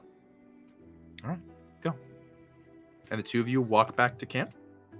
And I think that's what we're going to call it for the day. Oh Nope, I think that's it. That is Hazel motherfucking Levesque. You called her Hazel like a while ago. Yeah, we had a small moment where I had to cover for Val. Yeah, with that, we're going to go ahead and go to our outros for the day. Getting into it, Burrty, the very angry I was person. like, do you like man, this physical description sounds a lot like Hazel. I was. And then you stopped and Yeah. called her Hazel, and I was like, whatever. I was We'll talk really- about that Calling her, post session. but- We'll talk about that post session. Briefly thinking, Let's like, do is the. Cad developing Pluto powers? What's going on? So we'll talk about that post session. For now, let's do our outros. Who you are, something you want to shout out, pass it off to the next person. Discord order. Hi, I'm Burrty, also known as Bird at the Bard on social medias, and I'm always right, motherfuckers. And I play Cadmus, and my pronouns are he, him, and so are Cadmus's pronouns. And you can find me every Saturday here on This Show Is a Mimic for the Once Upon a Table, our fairy tale campaign. But not this Saturday. We are taking our Christmas break, and we are going to be back on the 8th of January, 2022. Hell yeah. Kate, you're up. Who are you? I don't know. Who am Turns I? out Kate has been lying about being a child of Nemesis the whole time. She's also a child of Pluto. Yeah, hey, I'm Kate. You can find me at the Cloudy Kate on things. And I play Antigone Stewart, daughter of Nemesis. I don't have anything to shout out, but I was like, man, a honey-haired black girl from New Orleans that doesn't know modern technology? Weird. So weird. Also, she happens to know a lot about the Romans. Weird. Yeah, it's so weird. That's odd. Anyway, Abby, who are you? Hi, I'm Abby, clueless_DM on all social media platforms except for the black market. I don't do a lot, but you can find me on social media to see what I'm doing. And I have insane intuition and I thought I didn't have to have trust issues this campaign, but cheers, motherfuckers! Fucking Immy, who are you? Hi, I'm Immy. I use she/they pronouns, and I play Bronte, a hunter of Artemis and daughter of someone, and I thought I was going to be the one causing trust issues this campaign. Nope. You can find me at Immy Claire on most social medias. And Kaye! Yippee-ki-yay, motherfucker. Val, who are you? Hi, I'm Val. I use they them pronouns, and I've been Are keeping you this fucking secret. do? Are you sure? I've been keeping this secret since Aaron and I Fucking developed Sid as liar. a character. Yeah. Go for it. Do you want to shout out anything, Val? You missed that I part. also play on an actual play podcast called Tankers and Treasures, and why can't we play this every day? Why can't we play it every day? Valid. Ah, dare. Well, hi, I'm Aaron, also known as Obsidian Olive, pretty much everywhere on the internet, and I actually have something for myself that I want to shout out for once. I never have something for me, but I actually just launched a personal project, a podcast known as Dice Changers. It's Dice Space Changers. You can follow our socials at Dice Changers on pretty much every platform, though I think we're really only active on Twitter right now. But the first episode went up this week. It's me and Offbeat Outlaw really, to be honest, shitting on the Strixhaven supplement that came out. And it's really, really fun. And it's just me and one other person sitting down for like an hour. Someone else in this call was on one of the test episodes and will show up again in the future. And yeah, if you want to go check that out, it's on Spotify and Anchor, and we're working on bringing it to a couple other podcast platforms. I really hope you guys come check out Dice Changers because we put a lot of work and time into that. All right, and then with that, I think that's it. In terms of people to raid, I see Nick is currently streaming. If we want to raid Nick, she's awesome. Mm-hmm. Yeah. Wait, Nick the Tiefling? Yeah, Nick the Tiefling. She's the best. Yeah, I love her. Nick. Yeah, let's raid Nick. We never raid Nick. my Just God, yeah, maybe- let's raid Nick. And on the way out, remember Oh, that we shit. will be coming back. No, that's fine. Keep going. That's I fine. pressed enter. Keep going. No, keep going. We will be coming back on the 5th of December or January. It's so nice to see you all. Love We're you doing a guys. Christmas Bye. break. It's fine. Like, I have to press the raid now button. So yeah, we're coming Okay, back. go for it. We've Go, got a go, go. Christmas break, and we're coming back on the 5th. You said Yeah, the 5th of January. 5th of January. Okay. That's a long So long. Bye.